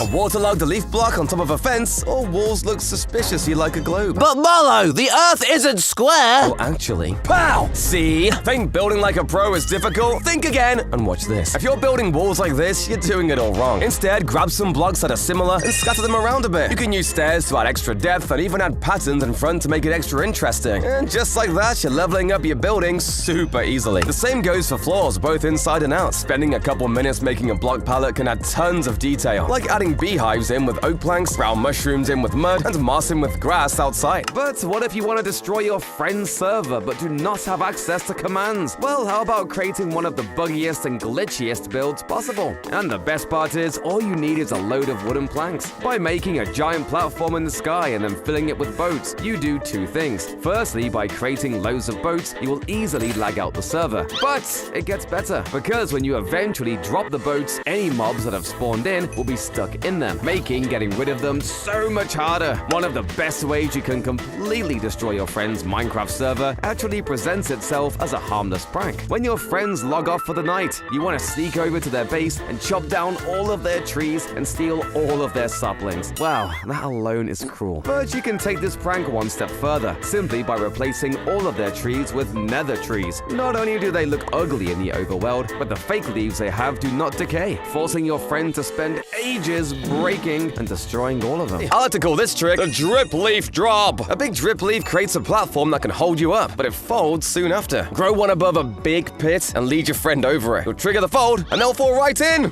Hey! If your friend is online and you can access a house, play a really weird trick by building an upside-down version of their house on top of their regular house. It's a bizarre, mind-bending monument that will take time to remove, if they even want to. If your friend is a pet dog, a real sadistic trick is to replace it with your own. Hide their dog and name your own dog the same name. Then watch as your friend struggles, wondering why it won't listen to them anymore. You can even hit your friend and watch as they run screaming from the dog they thought was their best friend. For a long time, caves were boring until Minecraft introduced the Caves and Cliffs update. But to me at least, caves have once again become a bit dull. However, I believe that this next mob could change that. This is the Ghost Miner, a mob that Minecraft actually considered adding for quite a while into the game. These ghost miners would have been found underground and could have brought you to secret loot, dungeons, or even ancient cities, meaning this would have been arguably the most useful passive mob in existence. They could have also added a corrupted version for the ancient cities that were hostile. Since it did not make footsteps, it wouldn't have alerted the warden, but you attacking it could have. We have polar bears in Minecraft, and we have pandas in Minecraft, so why do we not have variants of bears for forests? The obvious choice would be to add in bears like the grizzly bear or the black bear, but there are so many more options that could be added. Well, I do actually know the reason these weren't added. Since polar bears and pandas are incredibly hard to find, Mojang do not need to worry about people going up to these animals thinking they are safe. However, grizzlies and black bears are actually relatively easy to find in real life. But I'll be honest, Mojang is really overthinking this one. Everyone loves a good explosion, so here's a way to make a totally invisible and instant landmine. Just place a bunch of TNT minecarts on some powered rails like this and hook them up to a skulk sensor right next to them. Sneak away and you've got the best hidden way to protect your house. Isn't it so crazy?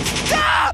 My house! But if you want a slightly less destructive method of protection, it's time to hire some soldiers. Bees will actually stay aggravated permanently, meaning if you trap a bunch below the floor in your base and rig them up to release when any intruders enter, they'll swarm them instantly and even chase them down for miles. Let's be honest though, you don't want anyone in your base at all. So it's time to up the security. With just a couple chains and walls, you can create a cool looking fence, but add some magma blocks covered in moss below and it will actually turn into an electrified laser fence. It works too. If you're standing on the magma, you can't actually break the chain before you die. It is a massive misconception that crops need to be in direct contact with water to grow well. In reality, a water source can allow crops within 4 blocks of it to grow. This means with just 1 block of water, you can grow 16 crops. Respawn anchors are one of the most useful items that have been added to Minecraft. There's only one downside. You can only respawn a few times and might often forget to recharge it. But there's an easy way to fix this by placing a dispenser filled with glowstone facing towards the respawn anchor and attaching 2 observers facing each other. You can set up this observer clock that constantly recharges your respawn anchor. Whenever you build your house, never use full blocks for flooring. This is because most slabs have a much larger blast resistance than normal blocks and could make the difference between you sleeping in your bed or your entire house being blown up into pieces. Now, if you want to take griefing seriously, TNT is your best friend. Not only does TNT destroy buildings, it destroys all items too. Meaning with enough TNT, you can destroy anything. But if you take it to the next level, TNT minecarts are amazing. Not only do they not have a fuse, allowing you to instantly explode them, but if you stack a ton of them, then push them, congratulations! You just made a Minecraft nuke. Bonus points if you push it into a village or someone's farm. Or into a dog. Yeah, do that. Trading between players is one of the most useful things to do on an SMP. It allows everyone to get the items they need to build their dream base, or to max out their gear. But one of the worst things you can do is scam someone in a trade, making it one of the best ways to get banned. You can do this in a few ways, asking them to pay you up front, saying you can duplicate their items, or just straight up ambushing them the second you make the trade. If you want a way to get banned almost instantly though, kill the owner over and over. Most servers don't like you spawn camping anyone, as it's just annoying and nobody gains anything. But when you do it to the owner, they'll be even more annoyed and either use cheats to escape or just straight up ban you. Seriously, what are we teaching kids here? Everybody Everybody wants to have the most diamonds on a server, right? But it can take ages to find them on the ground. Now, of course, there's ways to search caves faster and a way to strip mine 10 diamonds an hour, but screw that. We're trying to get banned. That's where X-ray texture packs come in, completely breaking the game. These texture packs make every block but diamonds invisible, meaning when you look down, you can see exactly where the diamonds are. This is one of the oldest cheats in Minecraft, and almost all servers completely ban it. And remember, if you get caught, say you just got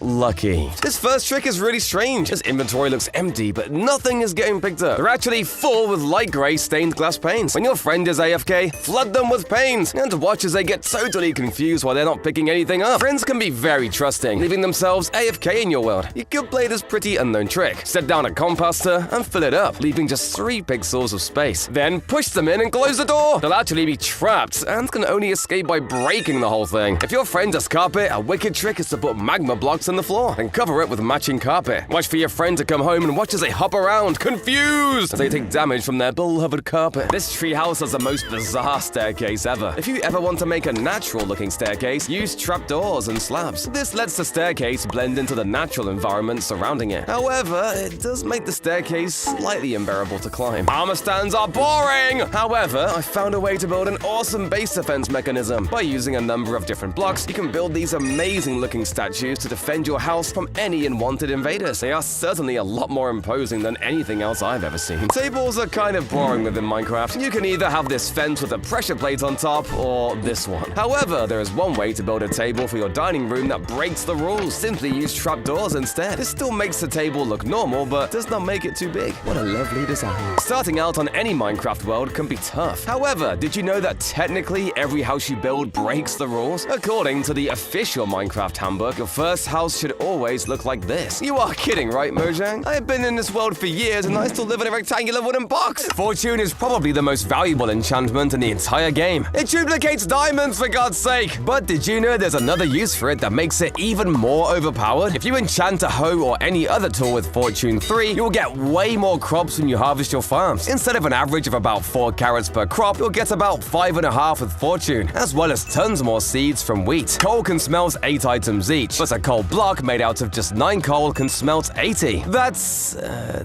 don't even know yet. 1 free coal per block. That means if you've got an auto smelter set up, it's almost always worth it to use coal blocks instead, as long as you make sure that what you're smelting is divisible by 80 so you don't waste any blocks. A more traditional challenge is to try and survive in a super flat world. It sounds simple, but trust me, there's a lot more to it than you'd think. Most people think you'd just be surviving off dirt and whatever you can find in villages, but there's actually only a small list of items you can't get in a super flat world, even if some of them are really difficult to obtain. Hang on, you're telling me I can't get dogs in a super flat world? What am I gonna take my anger out on now? Grandma, leave me alone! YouTuber Mugswamp took this to the absolute limit, and using an older version of the game, got to the end and used everything he could to build this incredible neon cyberpunk-style city. This build looks super cool, and is even wilder when you remember that a lot of these blocks were really hard to get. Blue axolotls have a very different chance of spawning naturally in the wild at a roughly 1 in 1,200 chance. But the reason this is so specific is for a really tragic reason. There are actually only 1,200 axolotls left in the world. So if you ever come across one of these, definitely make sure you report it to the authorities. When it comes to textures in Minecraft, most blocks and items will have a maximum of 7, but the compass, clock, and recovery compass are on an entirely different level, as these items have over 100 textures. This is because back before Minecraft Snapshot 13W02A, these items were actually procedurally generated, but it caused a surprising amount of lag, so it was just easier to give them more textures. Did you know that Minecraft actually changed the law in relation to what you can say on the internet? Early in 2023, someone said that they were going to kill someone within Minecraft, but it was taken as an actual threat in the real world. This actually ended up with the guy in court, before they decided that it was made in jest and the guy was let go without any repercussions. Eventually, this law was changed, and now it is a lot harder to get away with this. Did you know that the millionth purchase of Minecraft actually got a very exclusive item? A user by the name of AkronMan1 received a special cape along alongside with his purchase of the game, which cemented his legacy as the millionth person to buy Minecraft. Let's hope he migrated his account. I was building the other day when I suddenly realized that this block is a directional version that I never noticed. Deep slates can actually be placed like logs with different directions. Am I the only one who didn't know this? And a stripped mangrove log, flower pot, and mangrove propagule put together makes a really big beetroot for farm decoration. But if that's not enough, try adding kegs made of trapdoors with raw iron in for potatoes and coral blocks in for berries and grapes. This works for other things too, like using a respawn anchor and trident instead to make a spooky animated witch's cauldron. Item frames and signs can actually be placed on the same block, letting you double label chests. You can even dye the sign for extra customization. Scaffolding makes a perfect table to put flower pots or other decorations on. Sometimes the only thing your build is missing is just a little bit of detail, and often buttons are the best solution to this. Whether it's dotting them around your roof and walls or chucking them next to a pond as pebbles, they're perfect for adding a little bit of extra interest. They make great fidget toys too. But how exactly do you get lots of bone meal fast if you can't find a cherry blossom biome? One of the best supplies for this is the soul sand valleys in the nether. You should be breaking each bone block you see here since they give 9 bone meal apiece. Couple this up with the farming techniques I told you about, and you could dominate your entire server with the amount of food you'd have. Yeah, I'm starting to think I like food a bit too much. What if I told you that it's possible to have ladders without having any ladders? For some reason, Minecraft freaks out when it comes to scaffoldings and lets you jump on their edge. This means you can spam the spacebar and get all the way to the top super fast. However, this isn't limited to scaffoldings alone. You can do this with powdered snow too. And getting down is incredibly simple. Just hold crouch while you're on the edge. Bad idea. If you thought that it rains because of clouds,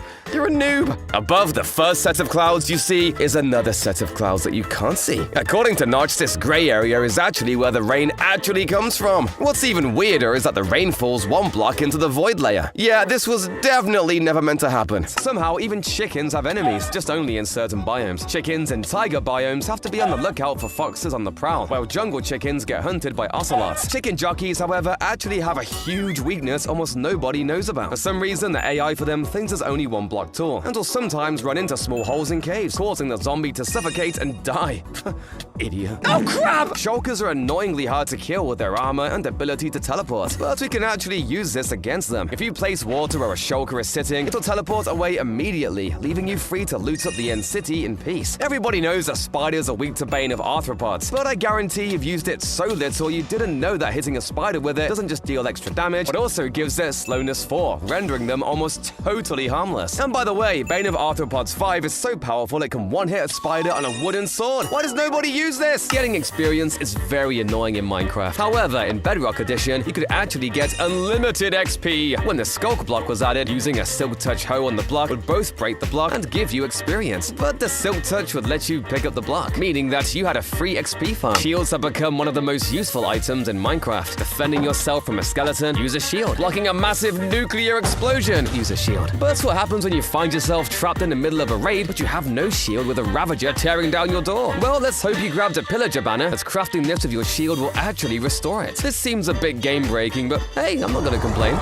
Minecraft Java and Bedrock Editions are the same in every way except for coding, right? Well, actually no. Since in Bedrock Edition with the new sniffer plants, you actually get less value. If you were to craft a pitcher plant in Minecraft Java Edition, you would get 2 cyan dye. However, on Bedrock Edition, the exact same craft only gives you 1. This feels very unfair to those on Bedrock. If you've got a cramped house like this one and you're trying to figure out where to put the ladder, try placing a line of trapdoors like this and putting the ladders on them. Alternatively, if you're creative, try using the debug stick to create floating ladders that take up even less space. Now that's ingenuity. Here's a cool way to make an armor stand look like it's holding a sword. Start by placing an end rod with a candle on top, then pushing an armor stand into it from behind. Then put some armor on it and push 2 blocks down behind it, and you have your very own knight in shining armor. These walls are too thick. Better use a TNT cannon. Make an obsidian rectangle that's 7 blocks long, with an open end toward the wall. Add a block up on the left side here. Put a water block at the back and a slab at the front. Set TNT on the slab and up to but not including the water block. Then put 2 levers with redstone. One is for the TNT on the ground, the other for the slab TNT. Activate the first and watch them flow. Then before they explode, activate the other. It launches forward and smashes the base. Reload with TNT and do it again until you breach the walls. You can ignite TNT from miles away with this glitch. If you attach a fishing rod to something and walk into the nether, the game will glitch and your fishing rod will have infinite range. Use it to set off TNT next to the enemy base from as far away as you can, and they'll never know it was you. If you run over and pretend to help, you can get into the base and take what you like. Now think about it. If you can remove all the mobs in your world, there's no need to protect your base. So how on earth do you do that? Well, as usual, Lamango has a solution. If you create this super simple warden farm, you can use note blocks to lure dozens of wardens into this prison with a vine inside. Eventually, so many wardens will spawn that it prevents any mob from spawning anywhere in the entire world. However, this is terrifying, and there's a much easier way to get basically the same effect. Simply grab a boat and spend some time looking for a mushroom island. Other than the deep dark, which has other problems, this is the only place mobs won't spawn naturally. And it's the perfect backdrop to build an awesome fantasy base. They can be quite hard to find, but you can always use a seed map if you're feeling devious. Get fortune on all of your tools as soon as you can. A fortune 3 hoe can get 5 potatoes from a single plant. Flint can come from every block of gravel, and diamonds are plentiful wherever you go. You're wasting resources the longer you don't have fortune 3. Fill your pool instantly by using this pro strat using ICE towers and weird physics. Basically, 2 water source blocks with a gap between them turns that gap into a source block. So if you line an area with ice block towers with a space between them on 2 sides, then change them to water, they will fill the pool entirely with source blocks almost instantly. Respawning in the nether needs a respawn anchor, but it only has a certain amount of charge. It used to be that you had to manually recharge the anchor, but now you can simply dispense glowstone into it, and it will work. Make this setup filled with as much glowstone as you can get, and you can die 100 times and not lose your respawn. The fastest way to get home is with an ender pearl stasis chamber. It's a fun technique where a pearl is kept hovering in a bubble elevator. If you connect it to a daylight sensor, when night comes, the bubble stream stops, and the pearl lands, teleporting you back home. This is a miracle. End portal frames have a 10% chance of spawning already filled with an eye. Having all of them filled only happens 1 in a trillion times. Did you know about Minecraft's secret F commands? Everyone knows about pressing F for all that info, but did you know about F3 plus B that shows everyone's hitboxes? What happens if I press F3 plus C? Ah! Curing zombie villagers takes way too long, but did you know that you can speed this up? It turns out there's a secret mechanic where placing 14 iron bars or 7 beds within a space of 4 blocks around the villager speeds up the curing process. Apparently you can repair iron golems. If you see one all cracked up after a fight, you should be able to take some iron ingots and right-click on it. Hey, yeah, it fixes it right back up. That's super cool. I recently learned you can place beds underwater. Well, what's the point if you can't sleep in it? I mean, surely I can't hold my breath down here for 8 hours.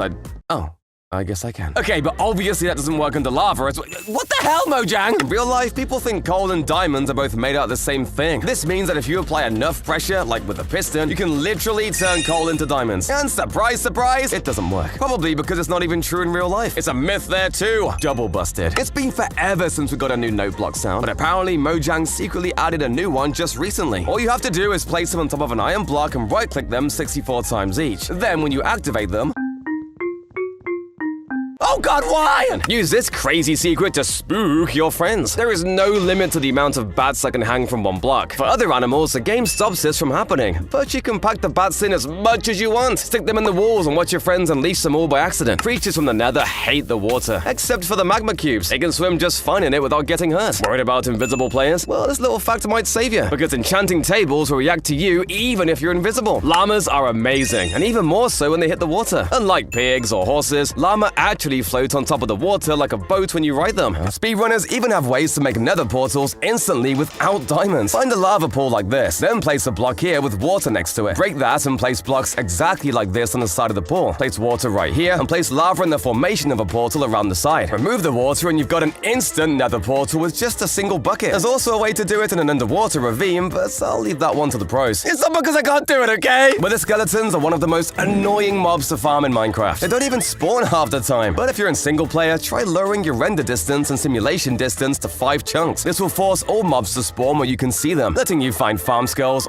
way easier. Once you're ready to fight the wither, whatever you do, don't spawn it above ground. Trust me, I learned the hard way. Instead, dig a 40-block long tunnel underground and spawn it in a chamber at the end. If you stay at a safe distance, you'll be able to take it down super easily without getting hit once. Well, good players will. Builders love making fence posts with a lead attached, but this bug makes it way easier to create. Normally, you have to hide an animal underground and attach a lead to it. So you get this fence post design. But if you put the animal in a boat, the lead breaks, while the post stays the same. No more hassle and no more muffled bird noises from the secret birds you keep underground. Looks like chickens on the menu tonight. Did you know that you can trade with a piglin at hyper speed? When you drop gold, a piglin will pick it up to trade. But there's a glitch where if you pull a gold block back and forth, the waiting time between trades resets. So the piglin throws another item out. Players have even built piglin trading farms using sticky pistons to abuse this technique, creating a fountain of trades. More trades! I'll work these piglins to the bone. Give me everything you have! Everyone loves a cute and cozy witch hut, except maybe the witches themselves, because the hut is so small that their hats clip right into the ceiling. Who designed this place? This is such an embarrassment. Ha! You look so stupid! Yeah, okay, I deserve that. Have you seen these strange worlds where bonus chests hover eerily over water? It's an old glitch in world creation, spawning them for seemingly no reason. What could possibly be in there? Some great secret?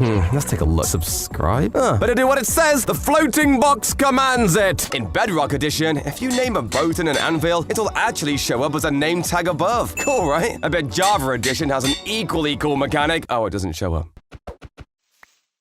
And it's gone completely. Behold the infinite obsidian walls at the center of the world! In the very first version of InfDef Minecraft, there were two infinite walls of obsidian that intersected at 0, 0, the center of the world. This was because coordinates hadn't been implemented yet. I mean, how else do you show the center of the world without two massive walls that go on forever? That's how I remember important places. You should see my house. It's very expensive. What happened to roses in Minecraft? Well, they got replaced by poppies that you can actually make things with. The same thing happened to cyan flowers, which are now extinct. But hey, who doesn't love a bouquet of poppies for Valentine's Day? Nobody?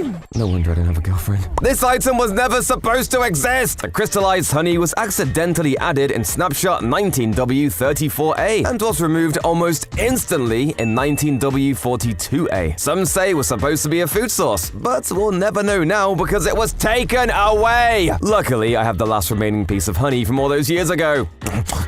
Maybe I shouldn't have left it out for years.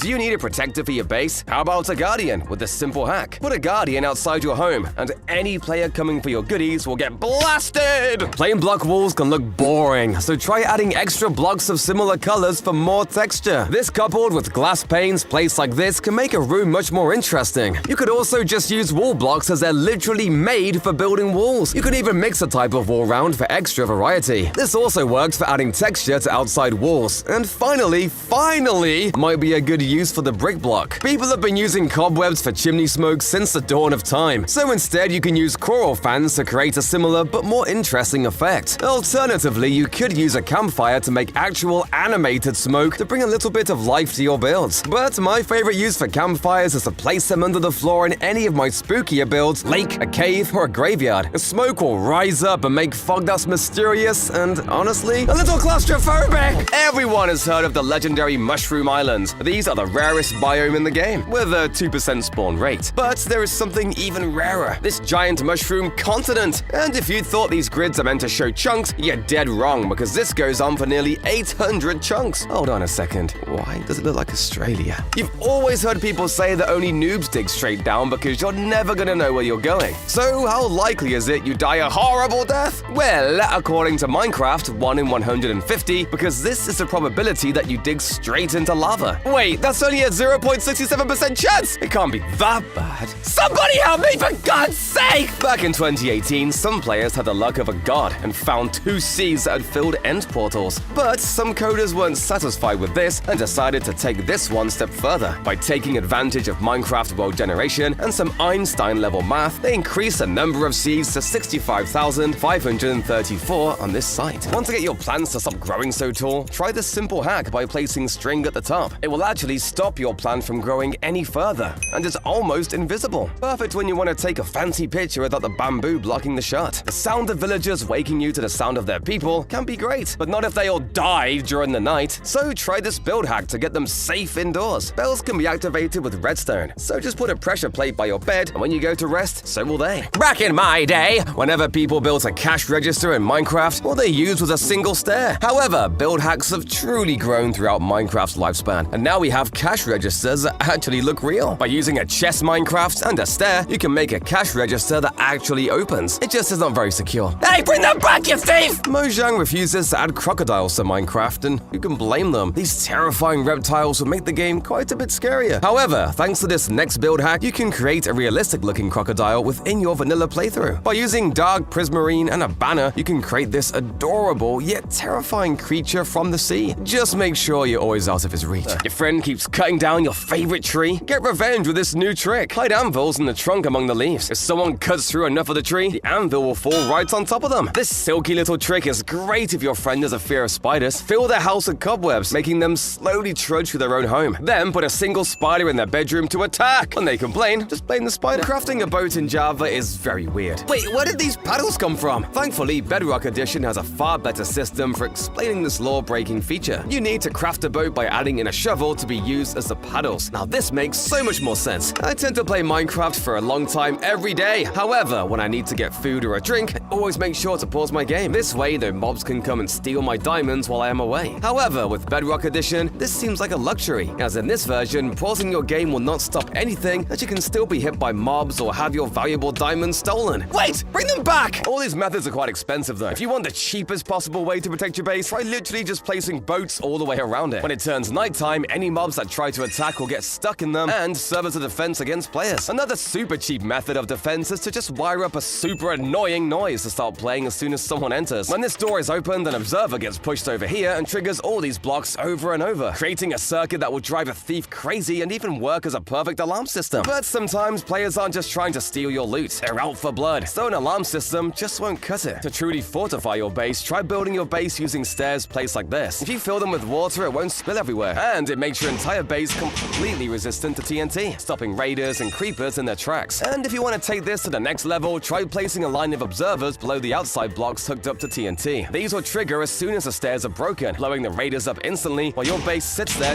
totally unharmed. You should always have a hoe that is enchanted with Fortune 3 when farming, which will allow you to quite literally triple the rate at which you can get food. For example, you can get up to 9 melon slices for each melon block farmed. This enchantment is so broken. Farming levels can be one of the most time-consuming aspects of playing Minecraft, especially when you don't have an XP farm starting out. So, one of the best ways to get levels while being relatively safe is by farming nether quartz in the nether. Not only does this have a 45% chance of spawning, meaning it's literally everywhere, but it is also the best source to farm for experience right after diamond, since it'll give you experience ranging anywhere between 2 to 5 points. Once you reach higher levels, you might find yourself struggling with experience. So, here's how to get infinite XP. While using a furnace, smelt a material like iron, and just as it's done, swap it out with an already smelted iron. The only currency this will cost is your patience. Camels look just delightful when they're walking around.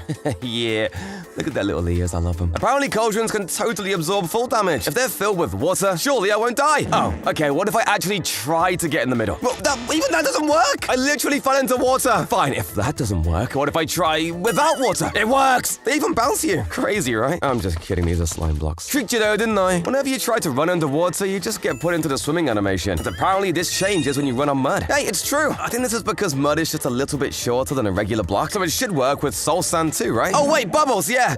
I'm not smart. Does blowing up ores give you XP? I know it gives you 100% of the resources now, but I've never dared to mine diamonds with it. Oh yeah, it does give XP. I think I'll stick to my pickaxe though. This just feels wrong. Apparently you can't spawn withers in snowy biomes. Yeah, snowy taiga, frozen peaks, and even snowy beaches don't work. Wait, what if you break the snow layers below? Ah, there! Myth busted! It works! I should probably run away now. According to this myth, there's actually a time where looking in an enderman's eyes is a good idea. Obviously, they became aggressive when you first look at them, but from now on, whenever you lock eyes, they'll freeze completely in place. I don't know what you do from here, but hey, this myth is true. Have you ever built a house in Minecraft with a lovely side garage for all of your manufacturing needs, before realizing you cannot make a realistic-looking door for your garage? Well, try this instead, as by using trapdoors, you can make a garage door that fits your build, although the functionality of this one is a bit more challenging. Cats are one of the best mobs in Minecraft. I mean, who wouldn't want a little furry companion to hang out with all the time? But cats in Minecraft never seem to get any cool updates. Thanks to this build hack, however, you can at least make them their very own cat tower. Aw, this looks so cute. Let me make one for my dog as well. If you are anything like me, you want to be as buff as possible. And thanks to this build hack, you can do this in Minecraft. By using some armor stands, end rods, black concrete, and a little bit of redstone magic, you can make yourself a realistic looking looking bench press in Minecraft. I hope I don't get too buff though. Oh my gosh, I'm so sorry, Piggy. Cakes aren't really the best food source, but they do work as a great decoration. But did you know they're even better now with the addition of candles? Now you can place a candle on top of the cake to add just a little bit extra color to the room. For Redstoners, slimes are super valuable, but they can be so hard to find. Swamps are usually the best place to look for them, but sometimes you'll go just to be met with nothing. Well, it turns out that's because slime spawns in swamps are actually based on the moon. So if the swamp is dry, try waiting a few nights until it's full, and the swamp will be covered in the things. When copper was revealed to the community, we all jumped with joy to finally get a new type of armor and new tools. And all we got was a weird brown rod. What does this even do now? Ow! Ow! Ow! Ow! Thanks, Notch! Wasn't wearing an entire suit of armor. Dad! Wait, how did this happen? Originally, copper armor was meant to be attainable, until Mojang realized having the lightning rod be made of the same material as armor was perhaps a bit dangerous. It is so unfair. This poor group of pillagers are trying desperately to take on this village, but somehow they have 100 iron golems defending their base. Unfortunately for these pillagers, this rejected idea would have given them their own version of the iron golem, one that was instead meant to attack the villagers instead of defending them. Although they do have the Ravager now, so I think they win actually. The World of Color update really did add a lot of new opportunities to the game, but the different colors they added are kind of restrictive. You could either have pink wall or pink concrete. However, this next rejected feature would have seen various different colors of oak planks by having them be dyeable. Imagine having a house made of entirely bright yellow wooden planks. Perfection. Wait, hang on, these are just regular planks. But there's actually an even more efficient way to use coal, and that's by simply just crafting a campfire. With just one coal, you can cook infinite food by right-clicking it on the campfire. Each one takes 30 seconds to cook, but given you can do 4 at once, it's actually faster than a furnace too. In PvP games like Sky Wars and Bed Wars, a simple act of bridging is incredibly important, so pros have developed tons of ways to bridge as fast as possible. There's speed bridging that requires timing your crouches perfectly, breezily bridging where you spam A and D and click around 15 times a second, God bridging where you literally just walk backwards and time your clicks perfectly, and the most insane of all, tele bridging. There's really nothing else to say about this other than you should probably go outside if you can do it. There's also this one, but like, come on. Villagers are notoriously hard to move around. You either spend the next decade of your life using boats or just pray they do what you want them to. But there's actually a hidden pro strategy you can use to get hundreds of villagers to go exactly where you want. If you destroy every nearby bed and place one down near a bell where you need them to move to, ringing the bell will summon every nearby villager to that bed. Mojang is generally good at dealing with glitches. However, because Minecraft is a sandbox, players have found countless ways to exploit certain problems with the game's code, including crashing an entire server with just a player head. If players get this particular player head in the game and then give it to their friend, the server you are playing on will entirely crash. And when it comes to crashing, Minecraft is generally pretty good. But did you know you can crash your game with this easy glitch? Thanks to the Dream SMP, players found out that they could create a ghost version of themselves using a boat. If you click really quickly on a boat, sometimes you can walk away from the boat, or the game still thinks you are in the boat. Unfortunately, this only works on a server, but it makes for some hilarious trolling. Here's another troll that you can do, and all you'll need is a bubble elevator and some harming potions. If you are being chased by your friend on a server and you rush to the top of your bubble elevator and throw harming potions into it, will float until a player hits them, meaning your friend takes heaps of damage. And most people think underwater bases have to be super complicated and hard to build, but you can actually just chuck a bed and some chests down and it works fine, if you can hold your breath. Honey blocks are actually just a tiny bit smaller than a regular block, which means you shoot directly through them. It means you can also use them to create secret perilous pathways to your hidden base. Bonus points if you chuck some dripstone at the bottom to really make it dangerous. For some weird reasons, you can phase straight through shulker boxes if you open them in a certain way. All you have to do is stand on top of one with a roof above your head, and it'll push you down and through to whatever you've built below. Speaking of shulker boxes, they're actually invisible when you get far away enough, just the same as beds and chests. So to create your very own totally invisible base, just head up a couple hundred blocks, build a shulker box platform, place a bed, and you're golden. Nobody will ever find this. But sky bases can sometimes be a little annoying to reach, so for a super accessible and equally hidden base, try this. Head to any snowy biome and stick some scaffolding underneath a random block. Put the snow back and you've made a completely undetectable underground base, and one that looks really funny to enter too. Put traps in XP farms. Nearly every server has one, so why not put a sensor beside it? So when someone comes for some valuable XP, the whole thing breaks open, and they're overwhelmed and violent mobs hell-bent on revenge. Most servers ban you for making holes to the vault void, where people fall in and die. But what's worse is making someone fall to the void and catch them on a boat hanging in the void. They'll struggle to get back up, but they won't want to die and lose their items either. Make a wither in the server owner's house. Those withers can absolutely destroy almost any block in the game. So, unsurprisingly, it's one of the fastest ways to wreak havoc and destroy all the hard work that the server owner has put in their beautiful home. It's common sense to chop down a whole tree rather than leaving it unfinished. But who needs common sense? Why not just keep chopping trees and leaving them all with just one block left? The world will be filled with these floating packs of leaves that will stay there forever. Witch huts have the ability to spawn,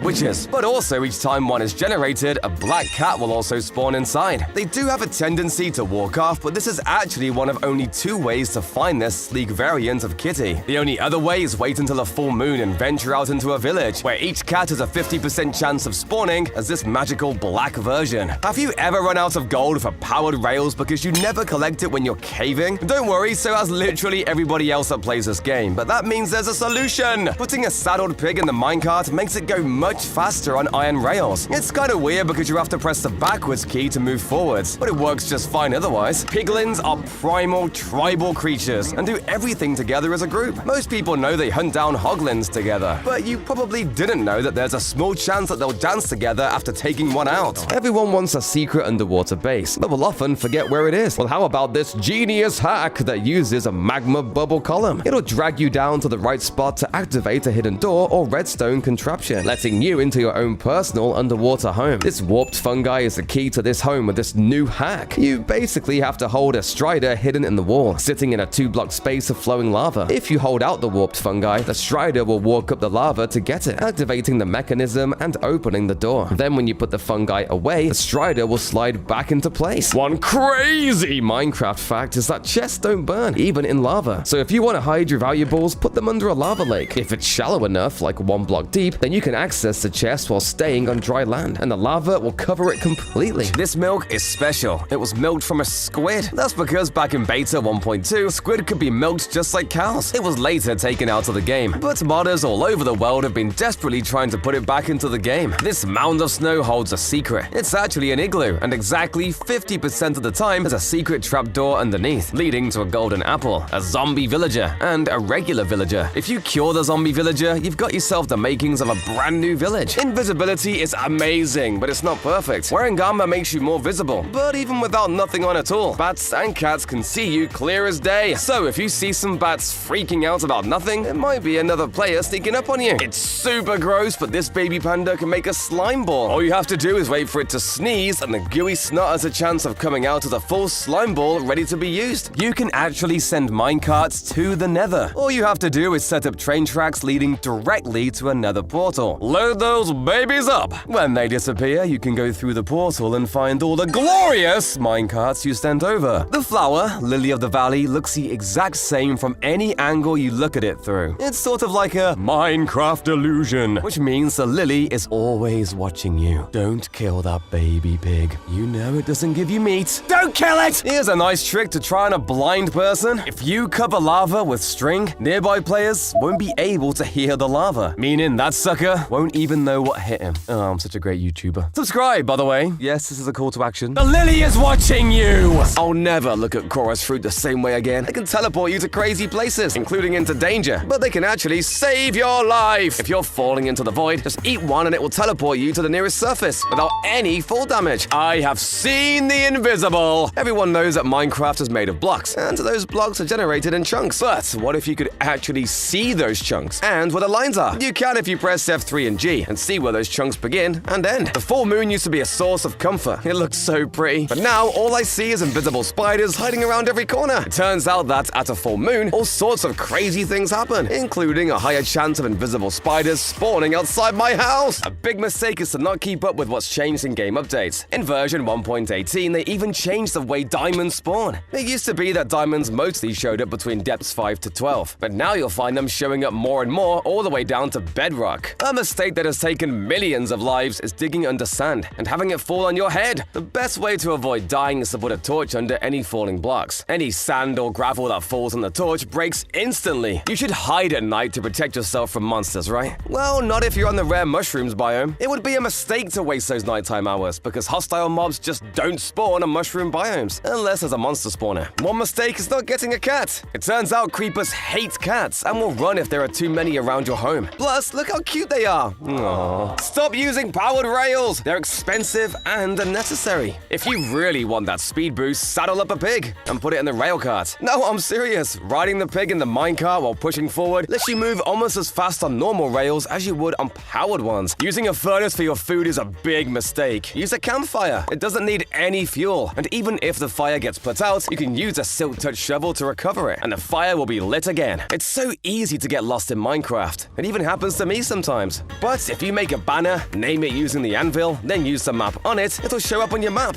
Plain as day. Now I just have to find my anvil to get started.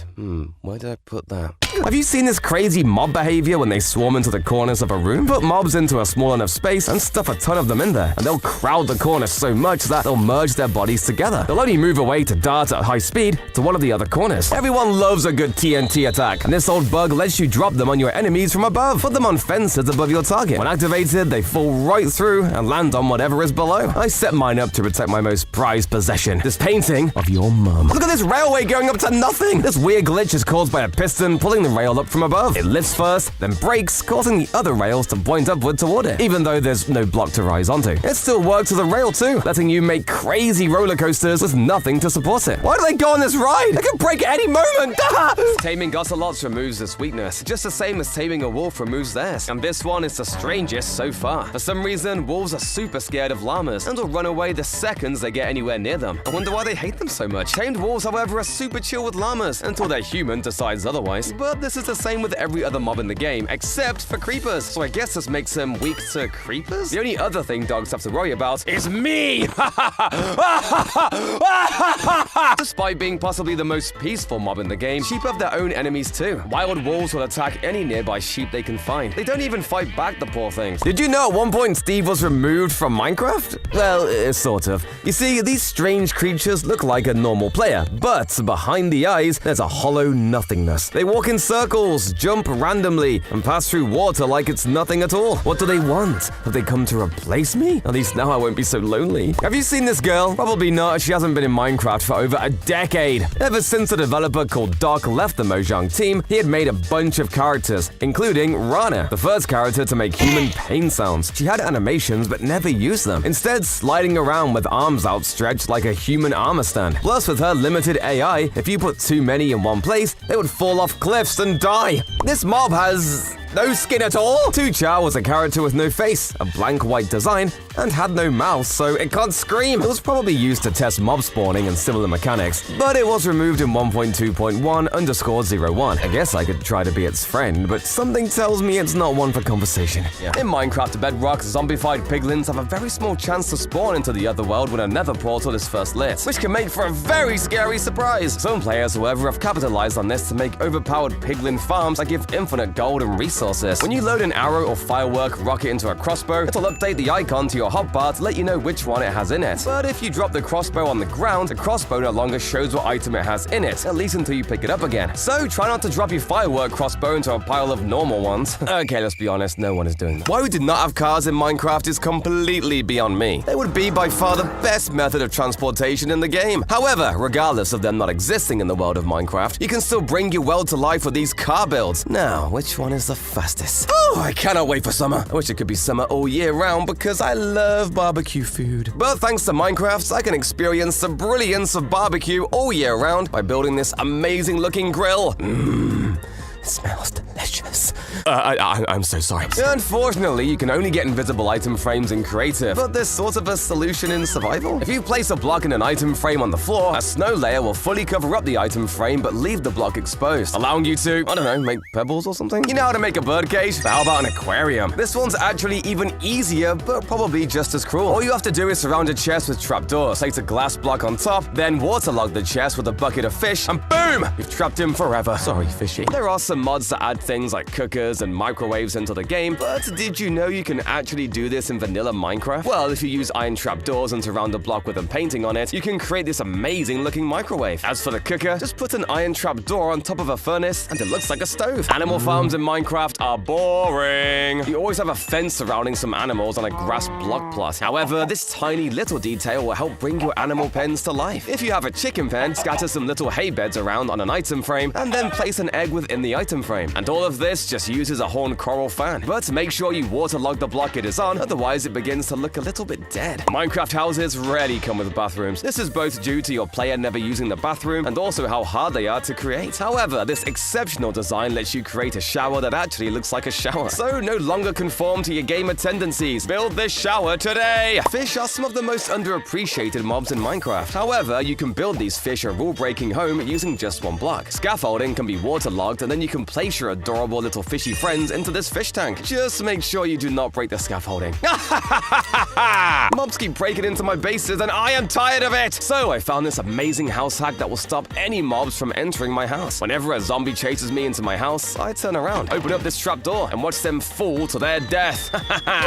But for a cherry grove biome that just feels kind of wrong, check out this one that feels like it must be breaking some sort of rule. Not only does this seed spawn you inside this super rare biome, but it's also completely surrounded in these crazy ice-covered mountains. There's almost one of almost every single animal right next to spawn, as well as 1, 2, 3, 4 different wood types all contained in this little enclave. And yes, obviously there's an ancient city below. Why wouldn't there be? Looking for a stronghold with an Eye of Ender is something we can all— Wait, why is it doing that? That's right, this seed is not 1, but 2, but 3 separate strongholds all underneath this one village. All 3 of them have merged into one mega stronghold, each with its own portal. And there's even a huge mineshaft network that spreads through and around it. Being able to place floating lava should be a war crime. However, by using 7 slime blocks, 5 sticky pistons, 4 redstone blocks, and 4 obsidian, you can set up this machine that lets you place floating lava blocks. The best part is, this isn't even limited to lava. You can do the same thing with water. But this isn't even the only way to get fire and water to mix. The other method requires bubble columns and fire charges. If you place a ton of soul sand in the water like this, they'll bob around in the water as if they're not just totally breaking the laws of science. Dripstone technically counts as an entity while it's falling, meaning you can grab it with a fishing rod and yank it mid-air. This doesn't have much use outside of really messing with your friends, but it also works with sand, gravel, and best of all, TNT.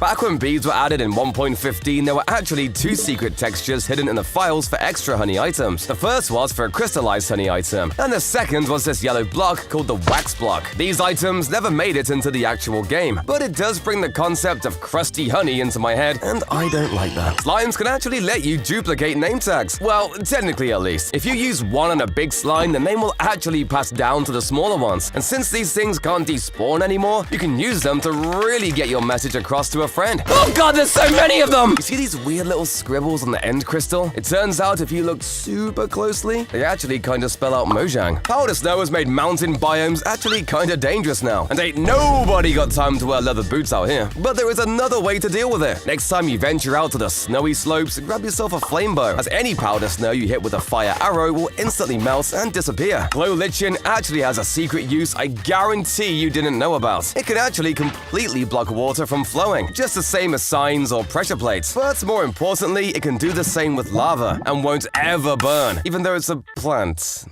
I give up. Another error that Mojang made has been in the game now for nearly 10 years. Prior to this year's 1.20 update, Minecraft had a bug that was left in the game. When you take damage, your character will flinch to the left. But this is not how the damage wobble is meant to work. You are actually meant to flinch in the opposite direction of where the damage came from, and this glitch had been in the game for over 10 years. Diamonds are not the rarest ore in Minecraft. The rarest ore in Minecraft is, of course, deep slate coal. Well, deep slate coal is very hard to find, as coal tends to spawn at much higher levels than deep slate. I never thought coal would be a rare resource. Another weird moment in Minecraft's history that Mojang would like to forget was when the Ender Dragon was so buggy it would just fly there and dance. And this can even still happen to this day. This next secret is even more hilarious. One thing you would not expect in Minecraft is an Easter egg for Age of Empires. If you have an evoker next to a blue sheep, the evoker will actually change the sheep to be red. This is a reference to priests in Age of Empires who turn your units into enemy units. No matter how high they fall from, cats will never take full damage. You can send them all the way from build limit to bedrock and they'll walk away like nothing happened. Conversely, dogs do take damage. And anvil damage! It's just so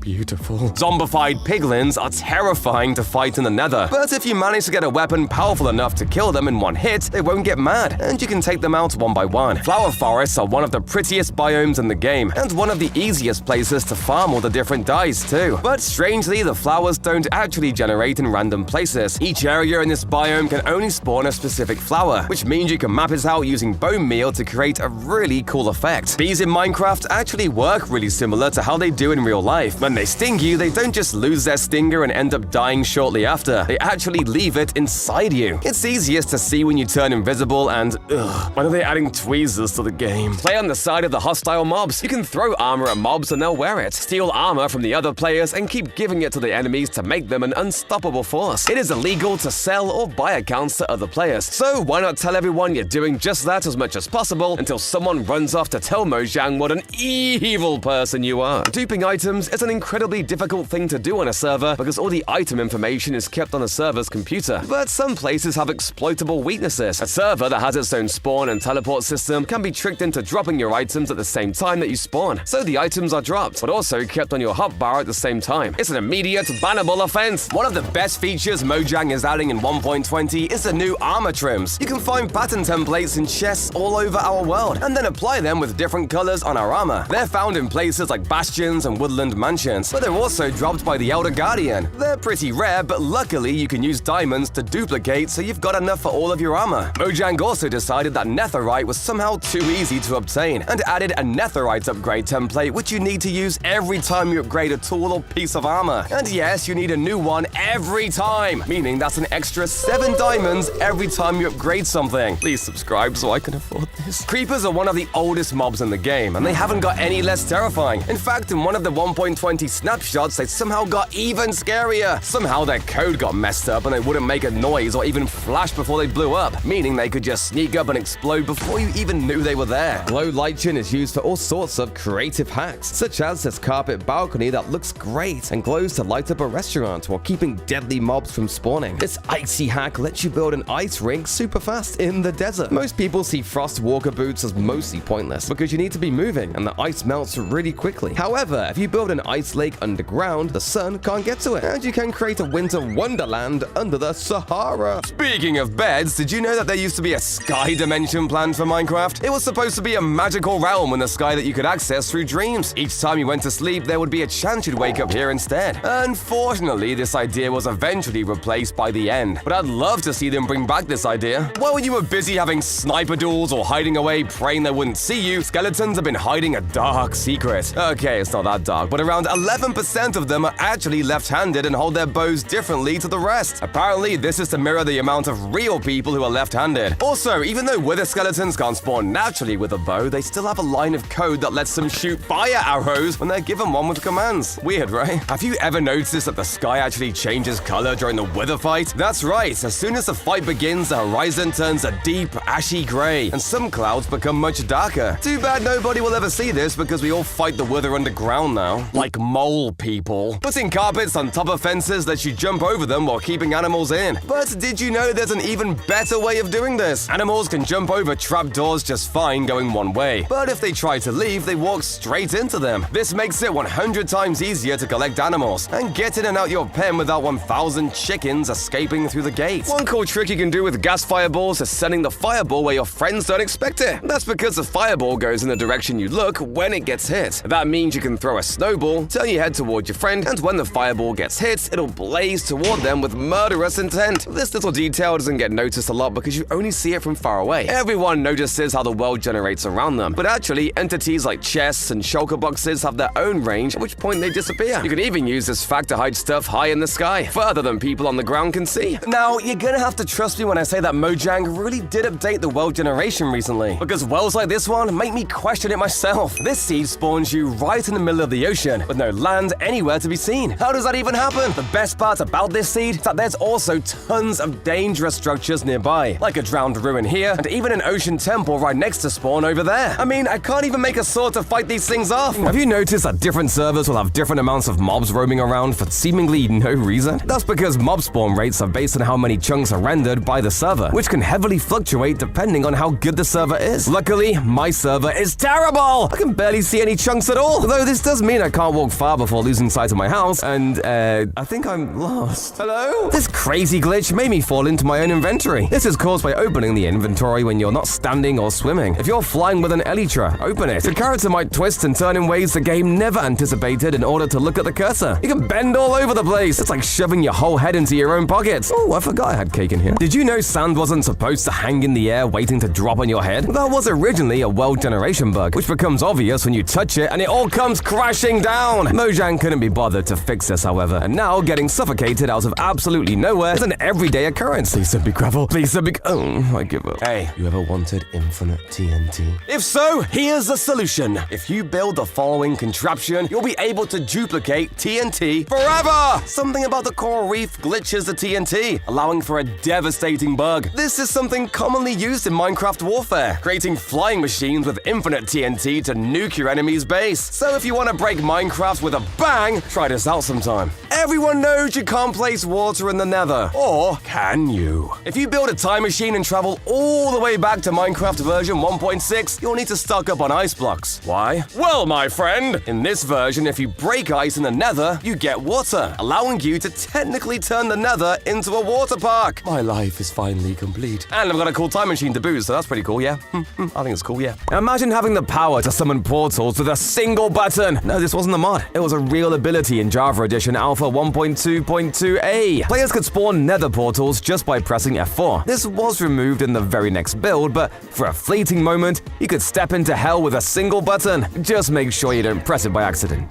This zombie piglin flesh is delicious! Oh, don't worry, I won't get sick, because before beta 1.8, zombie pigmen would drop delicious pork chops that were already cut. Oh wait, that was zombie pigmen.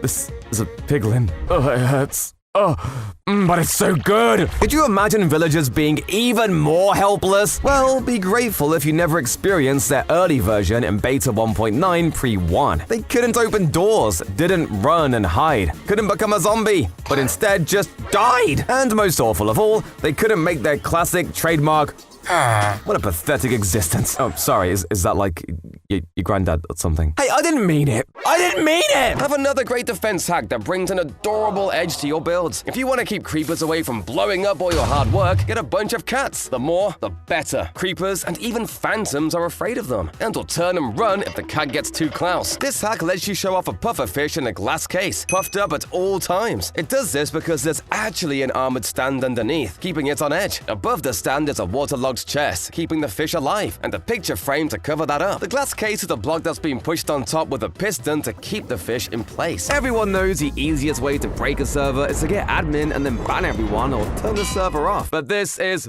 boring! Instead, why not try and be a bit more creative if you get a hold of admin? When you get your hands on these powers, give yourself a command block. Then you want to set it to repeat mode and then run the command /execute at E run summon pig, which will spawn countless pigs on your friends, leading to one of the most buggy and server-destroying bacon farms ever found in Minecraft. It does taste delicious though. Fungus is your friend with this next trick you can play on your friends while they're away. Dig under their home, plant a bunch of mushrooms, and add a little bit of bone meal. The mushrooms will grow massive, cutting through your friend's house and deleting anything in its path. Give them a fungal infestation. This trick is sneaky. If your friend lives near a forest, slowly plant more and more trees closer and closer to their house. They'll think it's just a forest growing as it eventually surrounds their house. Keep planting trees in every block you find until they're in a thick, never-ending jungle. If you replace the leaves of a tree with some of your own you've snipped, those leaves will stay even if your friend breaks the wood blocks away, leaving these floating leaf islands that your friend will want to clean up to get them out of the way. We have dogs in Minecraft, and we have cats, but we, for some reason, do not have the third most popular pet, fish. Now, I know, we do have fish, but we do not have the ability to tame fish. Sure, you can trap them in a 1x1 aquarium, but that does not feel the same as having dogs or cats within the game. Mojang, please add a fish that I can tame. Jungles feel a little bit lacking in the mob department, as it only has 2 native mobs to the jungle, being the panda and the parrot. However, this is because Mojang refuses to add this next mob into the game. Monkeys would have made a very interesting addition to Minecraft. They would be able to swing from branch to branch, and would most likely have come with a banana item in order to tame them. I can understand why monkeys aren't in the game though, as this sounds like a coding nightmare. If you want something even less suspicious, try breaking a hole beneath a lava pool and placing some water like this, and building your base base down here. Lava pools are totally natural and nobody ever touches them on a server, making them the perfect place to slip into, even if it is a little painful. It takes 2.5 minutes for your hunger to run out once you start sprinting. But what if I told you that you could run forever? All you have to do is hit an entity after you start sprinting and your hunger will never run out. Why did Mojang patch this? I'm gonna show you a magic trick by making all of these mobs disappear. Unfortunately, this magic was a lie, just like when my mom said she loves me. Anyways, you can do the exact same thing by propelling yourself into the sky with elytra and fireworks. The best part is that this works in every single dimension, including the nether. But when you've got this many nether stars, what do you even use them for? You obviously don't need this many beacons. Well, this myth says that if you use a nether star and a beacon instead of iron or emeralds, you'll actually receive double the effects. Unfortunately, that doesn't seem to work, but come on, Mojang, you may as well add this for the people that are insane enough to use netherite to power their beacons. They deserve something! Even though it's easily the scariest biome in the game, it's said that mobs won't spawn in the deep dark at all. I spent about 5 minutes flying around here and I didn't see any, so I'll just call this confirmed. Obviously, there's still one mob that can spawn here, but you can even totally disable this as well with this command. Suddenly, this place isn't so scary. This is a Minecraft Trails and Tales trailer, and this is normal Minecraft. Yeah,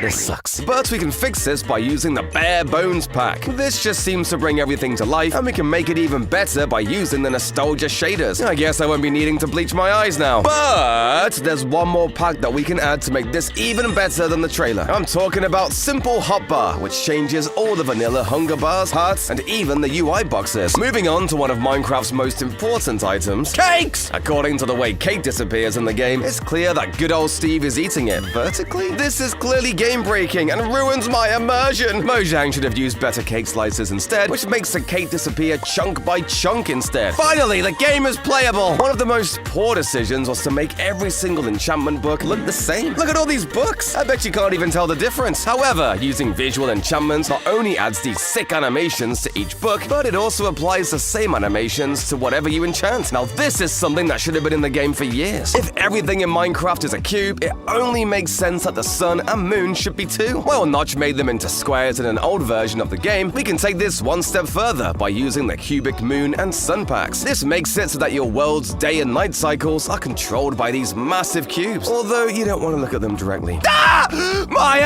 eyes! I can proudly say that I've never been scared of mobs in Minecraft, but this kind of pride goes down the drain after using Gray's mob overhaul. The simple texture pack makes every mob look like a Frankenstein creation, from the skeletons to the zombies to striders to the wither. Every single mob is going to force you to either take a quick trip to the washroom or just set your monitor on fire. Did I also mention that creepers actually look creepy now instead of looking like snot balls? While Gray's mob overhaul is horrifying, we can upgrade that to trauma-inducing by using spawn animations. Instead of appearing out of thin air like they usually do, mobs now dig themselves out of the ground. Even though this is scary, making mobs scarier than they are right now is something that Mojang should have added to the game long ago. The current textures for leaves look as bad as a bald man sticking chunks of hair on his head. Yeah, it's disgusting. However, better leaves can fight this absolute tragedy by making the leaves look like, well, actual leaves by adding depth to each individual part of the leaf block. It was this simple? The nether portal Mojang designed just feels empty. By that, I mean it's like someone threw up a purple poster. However, we can see its true potential by using the Mystic Nether portal. Not only does this give a massive texture overhaul, but also adds these ancient letters into the portal animations itself. Fun fact, the symbols you see are the actual letters that Minecraft uses throughout the game, the standard galactic alphabet. But that's not even the best part. Your portal can be green, orange, or even red depending on whether or not you use traditional texture packs. Have you ever noticed how item drops in Minecraft are always vertical? I'm no Einstein, but how can a piece of armor stay upright? Well, item physics makes this much more realistic by making all items drop horizontal. Not only that, it also manipulates how items lay on the ground to trick you into thinking that they are actually in contact with the blocks below them. I love playing Minecraft for realism. Sometimes you just need a ton of filler blocks for a project. So what's the fastest block to farm in bulk? Well, you can obviously build gigantic wood, cobblestone, or moss farms. But if you just want something simple, try trapping a snowman and using stone shovels to instantly obtain hundreds of snow blocks you can use for whatever your heart desires. If you've ever built an Enderman farm, you know it can be pretty tiring to constantly click on Enderman to get XP. But did you know that splash water bottles actually hurt Enderman? That means if you get them low with full damage, you can just chuck one every so often to gain tons of XP and infinite satisfaction. I could literally do this for hours. Speaking of splash potions, have you ever noticed that you don't get quite as much effect time as the potion says? Well, that's probably because you're throwing them at the ground or a wall. If you throw them straight up so they land on your ahead, you'll get the full advertised time. This villager trade is so incredibly overpowered, you won't believe it exists. If you have a villager who trades emeralds for wheat in a desert village, you've just hit the jackpot, baby! All you need to do is go around the village, collect an absurd amount of hay bales, and craft all of them into wheat. Voila! Your very own emerald machine. The only downside to trading with villagers is that you'll be running out of emeralds very fast. So if you're a bit of a cheater like me, change the difficulty of your world to hard with a / difficulty command, and lure a zombie to a villager with the best trades. Once the villager gets zombified, trap him in an iron blocks, place a bed, and start stuffing him with golden apples and potions. Now you've got yourself the best deals on the planet. Although this does feel kind of wrong. What's better than food? Free food! And you can get this easily if you use a campfire to cook it, because this uses 0 fuel. I know I'm being a cheapskate here, but a penny saved is a penny earned. Am I right? You could even attach a hopper to the campfire and always have food ready for you. Be honest, how many times have you died at the worst time possible and lost everything? So if you don't want to end up like Filzer, here's a trick to get infinite health and save all your goodies. First, eat an enchanted golden apple, and follow that up immediately with a plain golden apple. Wait for the absorption effect to run out, and then do this all over again. Do this correctly, and even the Ender Dragon can't do anything to you. Okay, maybe you can, but you get the point. Instead of spending ages converting all your concrete powder to concrete before building, just build any walls or floors out of the powder and flood it afterwards. And if you're ever left with a ton of wet sponges for whatever reason, don't dry them in a furnace. Instead, take them to the nether where they'll dry out instantly in the heat. Then you can use an enchanted hoe to pick them up super fast and get straight back to sucking. God, why did I just say that? Most people strip mine in a 2x1 hole like this, but there's actually an even more efficient way to do it, as long as you're not claustrophobic. Place a water bucket or trapdoor and start crawling. Then mine forward and you'll be in a 1x1 hole. This is faster because for every 2 blocks you break, exposing 10 different possibly diamond-filled blocks instead of just 8 in the other method. Just trust me, okay? It makes sense! You've heard of going above bedrock, but what about below it? In an older version of Minecraft, you could phase through the bottom layer of bedrock by placing a boat on the thinnest part of the water. Okay, this was a horrible idea, Dad! I wish I could unsee the flower textures forever. Mojang decided to curse my eyes by using 2D sprites for all potted plants and not making them 3D. This almost feels as wrong as mining diamonds with a stone pickaxe. Where the f***'s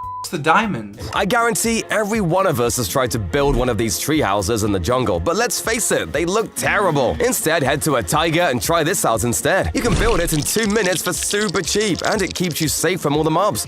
Except phantoms! The cold biomes offer a bunch more cool houses too, including this ice spike base I built when I was just a lad. It's even simpler than the last one. Just clear out some ice, chuck a door on, and now you can pretend you're Superman! The powder snow you can find in these biomes makes for an awesome hidden entrance too. Not only can you hide some in the ground like the scaffold entrance, you can create a hidden ladder up a cliff with it that you can only climb with leather boots. We can take another of Etho's ideas and use a lava curtain to make a hidden entrance. He uses ender pearls, but come on, it's a man cave. Be a man! Ow, ow, it's so hot, ow! Instead, try placing a minecart behind the lava instead. It will stay hidden and allow you to hop through easily. And it's not so damn painful! With all the carpet traps out there, most people are terrified to even step foot on them, which makes them perfect for the most illegal hidden entrance yet. You can jump on turtle eggs through carpets, and it'll break the carpet as well as the egg, sending you straight down to anything you build below. Sea turtles are endangered in real life, by the way, making this one actually illegal. Minecraft's biggest problem is that the Ender Dragon doesn't look like a dragon at all. So we're gonna be fixing that with Ender Dragon Revamped. This texture pack transforms him from a harmless lizard to an actual terrifying dragon. Combine this with these enhanced boss bars, and your pants are gonna be going from blue to brown real quick. Someone help!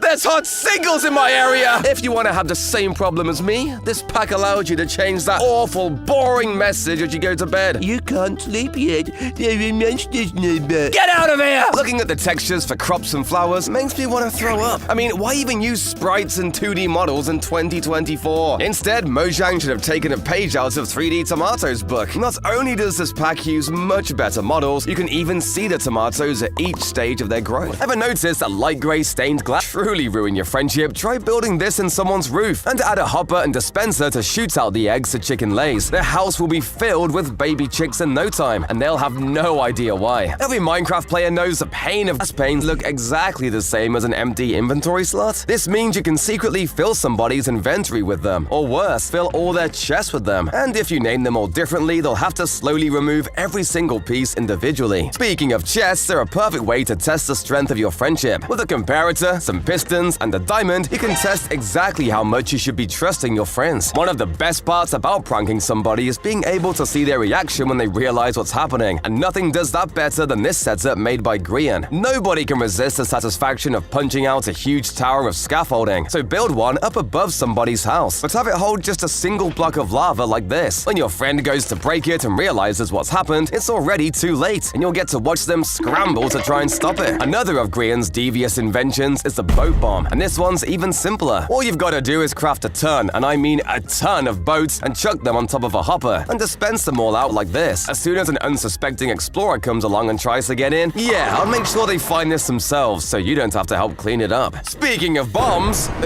I'm sorry! Did you know that TNT dropped into an end portal doesn't actually explode until you jump in yourself? It even keeps its fuse length, so if you drop it from around 70 blocks up, it'll instantly blow up whoever is unfortunate enough to head through next, along with all the valuable gear they were bringing too. Villagers are an extremely common mob, but there's actually a secret villager you can't find walking around naturally, and that's the jungle villager. At one point, jungle villagers were going to be added to Minecraft, but Mojang decided not to implement them. But they still kept this colorful guy in the game. All you have to do is take 2 villagers to a jungle biome, breed them, and then bam, you get yourself a one-of-a-kind jungle villager. Despite being very useful, bamboo can be super annoying to get through. Most people will run through these bamboo jungles, breaking everything down with their axe. But did you know that the best option here is actually to hit it with your sword? And to make this even more insane, you can even do this with mining fatigue. If you look closely at your inventory, you will see that the hotbar is actually a repurposed sand texture. Turn the brightness up a bit, and you can see the sand in the background. Most people use fences, slabs, or iron bars for balcony railings. But come on, I'm too short! I can't see over! Instead, try adding carpets on top of barriers to create this sleek, modern railing that you can actually see past. If you want to do this in survival, you can use string instead for the same effect. This trick also works to hide lighting blocks in your roof. Yeah, just ignore the cobwebs up there. They stop the roof falling down. Looms kind of look like empty bookshelves, so you can mix in a few to make it look like you actually read. If you want to add more life to a hedge, you can place sunflowers and invisible item frames to add flowers. Drip leaves also work really well as a natural archway if you need a way through. Go nuke the server. Using slime blocks, pistons, detectors, and a minecart, build a flying TNT duplicator just like this one and watch it trundle ominously over the server, dropping bombs with every step. Leave no player alive and no building left standing. Use this secret trick to see players through walls. Pressing F3 and A refreshes all visuals and will show entities first for a split second. Spam it and you can track people down to hunt and kill them. Minecraft skins are a perfect canvas to express your creativity. From a turd to Michael Jackson, skins show to others who we are. But this is the opposite of beautiful. Oh my god, what is that? These kinds of skins are the reason most servers and even Minecraft itself bans any form of inappropriate skin. From curse words written across you to rather flattering depictions of other things. If you want to get banned, you know what to do. And if you want something to match your new skin, we can't forget inappropriate buildings. In SMPs, faction servers, and skyblock servers, you're able to create whatever you want, giving us the perfect opportunity to shape our house however we want. Ah, that's more like it. Ever wanted a girlfriend? Well, good luck, because e-daters are running rampant on Minecraft these days, and a lot of servers think that they need to be stopped banning dating in Minecraft. So if you're really looking for a quick ban, why don't you just come and kiss me?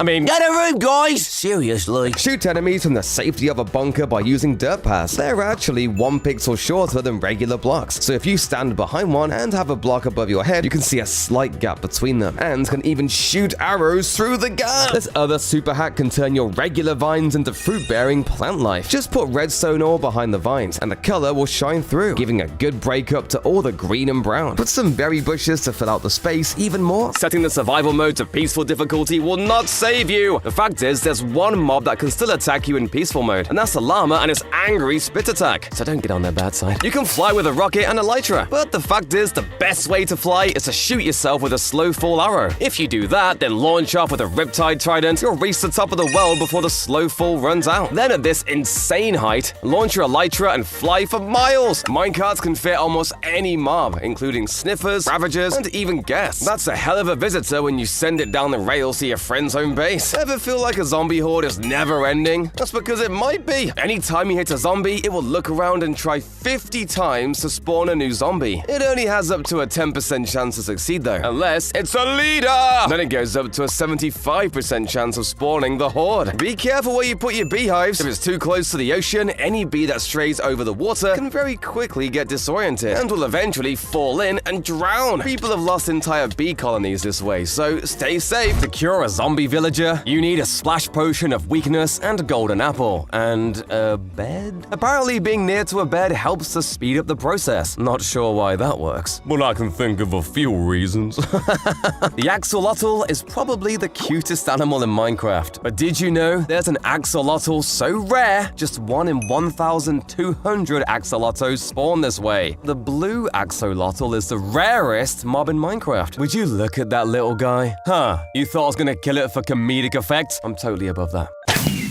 I lied! Have you ever seen meat this big? This mangrove block is red on the inside. Put it above a campfire, connected with lightning rods to a stone fence so it looks like it's spit roasting. Add end rods to look like bones sticking out. Oh, it looks so delicious. I'm gonna take a bite.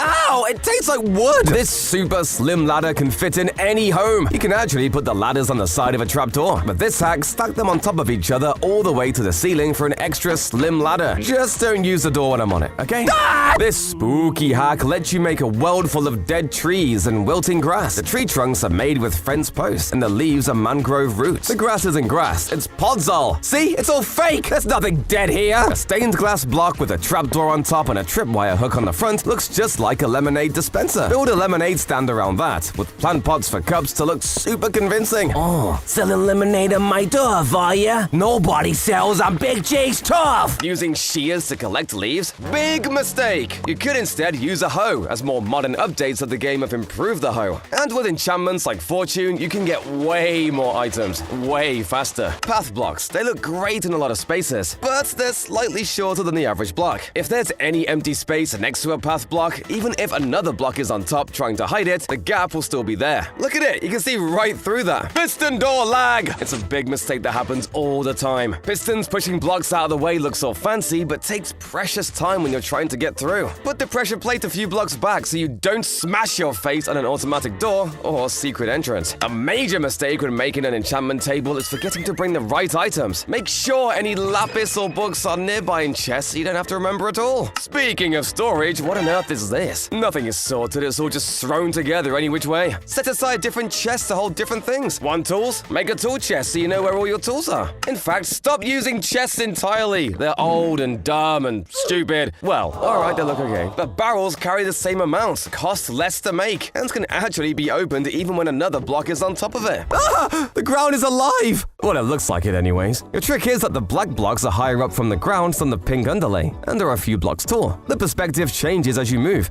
and glimpses of the pink can be seen peeking out from a flash of color. It's so distracting, you'll forget about all your problems. This house holds a massive secret. It looks like an ordinary basic Minecraft home, until you get a little closer and see that it's actually absolutely enormous. Each pixel is its own individual block, placed one by hand, until a whole block is created. Then it's copy and pasted to craft this house. Make your move speed extra fast to give the impression that this is a normal size house and you fly into it. Hopefully no giants live here.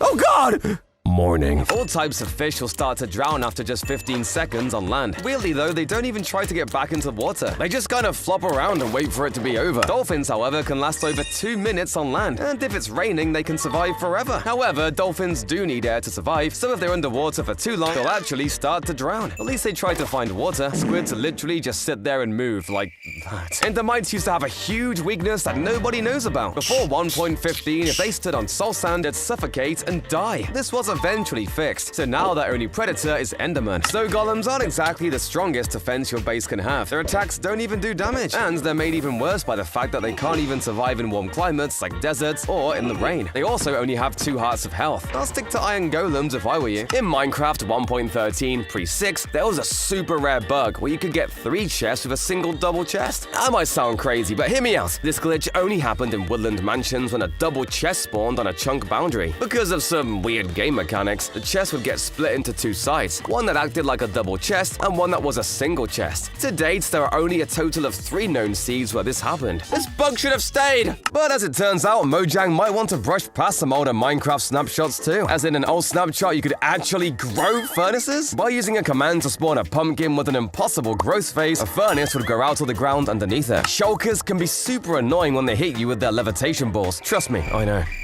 But these balls can actually hit other mobs as well, causing them to fly high into the sky. Who knew their balls were so powerful? Not me. Definitely not me. Everyone knows that if you name a sheep Jeb, it will turn rainbow. But most people don't know is that you can actually name a rabbit Toast to unlock Toast! Okay, not really, but it does have a secret texture. It's a reference to a developer's old pet. And although it's not exactly rainbow, at least this guy has meaning. It's common knowledge that dispensers can't place blocks. But did you know that dispensers are actually able to place blocks if it means they can summon a golem or the wither? Dispensing a carved pumpkin on top of 2 snow blocks will create a snow golem, just as if you place the block there. A pretty cool way to win a bet and scam your friends out of their hand-earned diamonds. Or just do it for fun. But come on, who does that? Slumbified piglins are the most annoying mob to deal with in the game. Mainly because you get an army of them chasing you even if you hit one accidentally. The fix for this is surprisingly easy though. All that's required is a weapon strong enough to one-shot the piglins. Even if it's a stone axe with smite 5, it'll do the job. But if you're a real baller, you could even use the netherite sword. Curing villagers can be an incredibly boring and tedious task. But with this technique, you can cure them all the while you abuse heal them. This is possible if you enchant a crossbow with piercing 4 and use a tipped arrow of weakness. While you might feel inhumane doing this, it's much better than the old-fashioned way of using weakness potions. Plus, the arrow can be reused as many times as you want. You might already know that fireworks make you go as fast as Sonic on an elytra. But if you want to troll your friends, give them a firework star since it looks exactly like a normal firework and deals damage too. Maybe you'll even see them light up the night sky with their body. It's time you stop using diamonds to craft items directly. Ever since the 1.20.2 update, diamonds are now 65% more common, which means finding them is gonna be really easy. We can leverage this to trade with toolsmiths to get emeralds and then use these to buy tools. More often than not, the tools you buy will already come enchanted, which saves you a ton of suffering rather than if you made it normally. This is one of my most favorite strategies to ever exist. Most players already know that Endermen are 3 blocks tall and can easily be trapped. But did you know the same applies to wither skeletons? They are 2.4 blocks tall, meaning if you place blocks at exactly the right position, you can now become a skeleton killing machine. Most of us know now that you can make a birdcage by simply just pushing some glass on top of a parrot. But come on, doesn't that feel cruel? Instead, give them some room to breathe with a hanging scaffolding cage like this. And to make sure our little friend is as happy as can be, try making this advanced bird bath. Place an armor stand with a helmet on top of 3 layers of snow. Then push a floor block and the wall down from above and finish with a slab and some signs. A netherite helmet might work better for some designs, but that's expensive. I think I'll just stick to leather. The most illegal item in all of vanilla Minecraft has to be the debug stick. You can only get it with commands, but it lets you do all sorts of crazy, weird things that literally feel like hacks. You can make strange beds with no pillows, white grass, cursed flower bushes, and even floating water. And pow! I'm outside your window. There is nothing better than a nice relaxing bath after an immensely stressful day, and now you can have one of these in your house. All you have to do is use stairs, slabs, some water, and a minecart, and you can create this relaxing looking bath. Time to kick back. Wow, too hot! I love building houses with a nice medieval aesthetic, and one thing every medieval house needs is a well. And thanks to this rule-breaking Minecraft build, you can create the illusion of a bucket going into a well. This is very satisfying to look at. There are no food items I can have on display in my house, so I found out that thanks to this neat little trick, you can make different kinds of fruit barrels. By using different coral blocks surrounded by spruce trapdoors, you can make a blueberry barrel, an apple or berry barrel, and a banana barrel? Sponge barrel? Some kind of yellow fruit barrel. And for a more hardcore survival island experience, try this evil-looking seed. There's no helpful villagers or convenient trees to help you out here. Just some lava, obsidian, and a couple apples to help you on your journey. If you can figure out where you're even going. Watch and learn. See? I did it! Ah! It's strange enough to see a shipwreck on land, but what the hell has happened here? Not only is there a weird land boat next to this rare mangrove swamp, but there's a temple next to it that's inside of a pillager outpost that also has a ruined portal within it that's also been taken over by parts of a village. Most Minecraft players nowadays play on Java Edition, but there is a hidden feature within Bedrock Edition that desperately needs to come to Java Edition. In the Bedrock version of Minecraft, the fire aspect enchantment has such a useful feature. Fire aspects can actually light blocks like TNT, campfires, and candles. house. I would love this in my world, but I know I would accidentally light my house on fire or something. The Sniffler is the newest addition to Minecraft, with the ability to find some incredibly rare flowers for your world. But did you know that the baby version of the Sniffler actually has its own name? The Snifflet is the baby version's name, and I just love this name and want to have 1,000 of them. Minecraft has had some real attention to detail during their lifespan, but this next Minecraft secret is actually quite surprising, as the skeleton has a very specific chance to be left-handed. In Minecraft, most mobs will carry items or weapons in their right hand. However, the skeleton has an 11% chance to carry its bow in its left hand, mirroring the amount of people in the world who are actually left-handed. I am very impressed. Minecraft blocks will have a set rotation, but back in the beta version of Bedrock 1.16, Mojang were trying to figure out a way to give certain blocks a different rotation. The texture of copper ore in particular had a chance to be randomly rotated, but for some reason this was eventually scrapped. Anyone who has played a lot of Minecraft will know that a tick refers to every moment Minecraft is processing. However, did you know that there is a difference between a redstone tick and a Minecraft tick? One Minecraft tick is roughly 1/5 of a second, however, a redstone tick is 1/10 of a second. Unfortunately, I'm not smart enough to tell you why this is though. The elytra may actually be the most over-designed item in Minecraft. Elytra, while yes, technically wings are not actually used for flying, they work as a shell for a phantom's wings that the players then use to fly. Does this mean that once upon a time, phantoms existed within the end? Gosh, I hate them enough in the overworld. I don't want to deal with them in the end. They actually behave almost exactly the same as a Vindicator named Johnny, a secret mob that definitely doesn't keep me awake at night. Here's Johnny! Grandma, what? If you build an end portal in this specific way and fill the northern frames in last, the end portal will generate in completely the wrong place. If you want it to actually work, you have to place all the frames from the inside. But I think this looks way cooler. If you type flower into the creative menu, it'll only show you these ones. If you want to see all of them, you need to put a hashtag in front. For some reason though, typing hashtag blocks only shows you these 4 nether blocks. I think I'm having an identity crisis. Time to hit the town for a shopping spree. Let's see, a fletching villager. Well, that makes sense. A librarian studying books. That also makes sense. A cleric selling an engineering component. Wait, what? Surely there must have been a redstone villager. Well, actually, it turns out, yes, there was meant to be a redstone villager. A villager who would only sell and accept redstone components and torches. The problem was the rest of his trades. It was very difficult to find a balanced way to get emeralds and trade them back to him without being insanely expensive or way too easy to obtain. Decorating in Minecraft is really difficult and frustrating. Imagine a world where your furniture could look like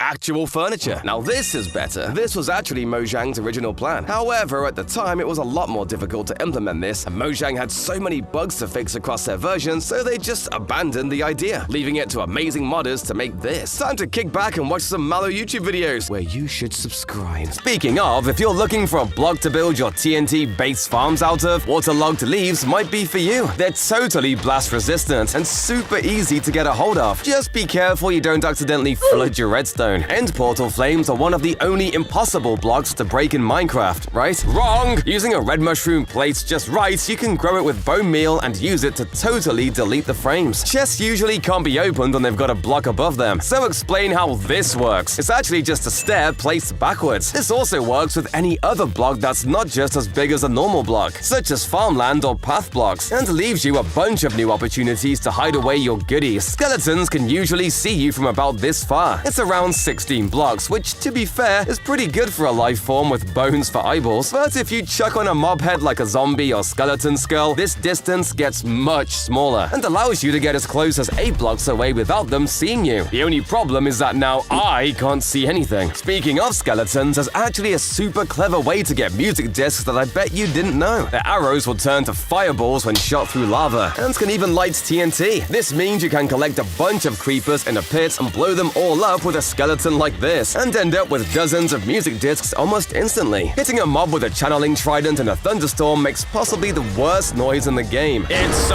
loud! There are so many mobs within the game. However, there is one mob still in the game who Mojang have forgotten about themselves. The giant was introduced over 11 years ago to be this brand new dangerous mob, but then nothing ever happened with it. Imagine walking through the plains biome and suddenly coming face to face with a giant. I know I would be terrified. I found an item that was immensely broken in its pre-release, but the weirdest part is that it's not even an item anyone would use in a normal playthrough. In pre-release 1.17, Mojang made the hanging healing root item have way too big of an icon when dropped on the floor, making it considerably larger than anything else in the game, and it isn't even that nice of a block. For the most part, Mojang has made a lot of textures very successfully. However, have you ever had a deeper look at some textures that perhaps are not as good as they should be? Time for a quickfire! The first messed up block is actually redstone dust. It does not even connect up properly. Iron armor is a really useful early game armor set, but have you ever noticed how the iron helmet does not even match what it looks like in your inventory? Or my personal favorite, the cauldron being misaligned by 1 pixel. I have ruined Minecraft for a lot of people today. Oh, and their texture also got an update. They now look eerily similar to the alley. I wonder if there's supposed to be some evil version of them. That'll explain why allays can be found in those cages at pillager outposts. Aside from the cherry wood that's being added, we're also getting a second set of wooden blocks made out of bamboo. 9 bamboo items make a bamboo block, which can be turned into everything you'd expect, but with a light green, jungly sort of feel. There's even a special bamboo mosaic block that can be made from 2 slabs, but I've got no clue how you'd use this in a build, so let me know if you figure that out. We also got a new decorative item called the decorated pot. Again, this doesn't exactly do much, but it actually looks pretty cool. You can craft it with 4 bricks in a diamond shape, but if you replace any of these with one of 4 types of pottery shard also obtained from brushing suspicious sand, one side of the block will have a picture carved into it like this. This block is super fragile though, and will break into pieces if you hit it with any tool. Sure, you can use these as a decorative item, but it also has its place as a building block, as they're just a little smaller than a regular block, allowing you to make some pretty cool patterns and pillars with them. However, I think my favorite new block has to be the chiseled bookshelf. You craft these with wood and slabs, and surprise, surprise, you can use them to store books, including enchanted books and written books, meaning you can leave hidden messages around your house, or just hide away your valuable mending books because you just know someone's gonna try and steal them sooner or later. Uh-oh! Shulker sensors have been placed all over this minefield. One noise, and it all goes up! You could sneak by, but you can easily get caught. So you've got to move fast! The answer is to jump and sneak. If you constantly jump the entire way and press the sneak button, just as you hit the ground each time, you can go fast and stay quiet enough for the sensors not to notice you. This next trick will let you fly up to high buildings without TNT or elytra. The trick is to get your own pet shulker. You need to catch them in a boat or minecart that leads to the end gate out of the end city, and eventually through the main end portal into the overworld. Throw them away in a boat toward the target base and let yourself get cursed with levitation. You'll fly up into the sky, and with a good enough levitation, it won't matter how high the base is. Although it doesn't look it, villagers can actually wear armor. They can even wear mob heads and pumpkins, but nobody wants to see that. You can use dispensers to equip it to them, and even put enchantments on each piece of armor, including Thorns enchantment. God, that's an embarrassing death message. Oh, and by the way, that mob head thing works on piglins too, and it's somehow even worse! Everyone knows how cowardly villagers are, especially around anything that even has a possibility of hurting them. But I bet you never noticed they actually sweat during raids. At least, I heard that sweat. They really don't have much to worry about though, because some of these villagers actually have morals? These scary ex-guys called Vindicators refuse to kill baby villagers, so at least when they grow up, they can rebuild the village.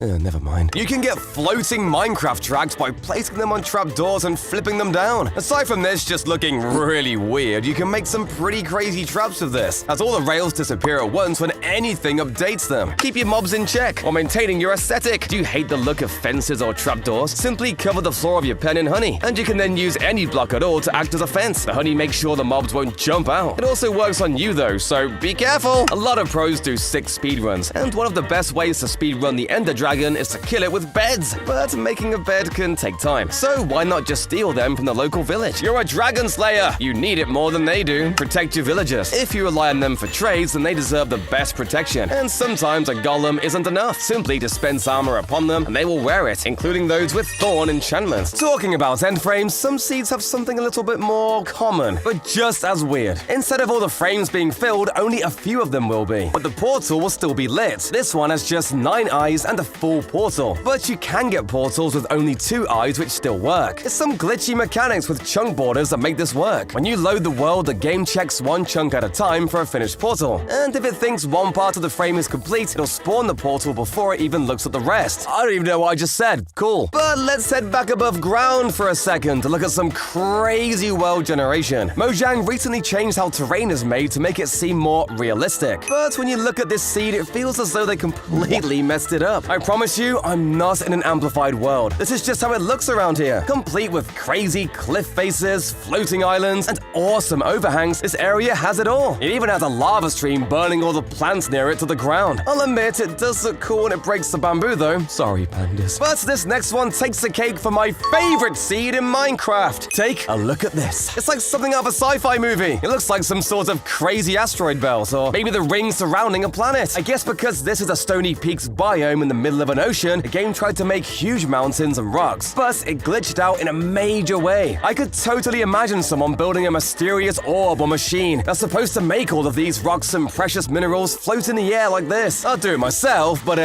building isn't really my strong suit.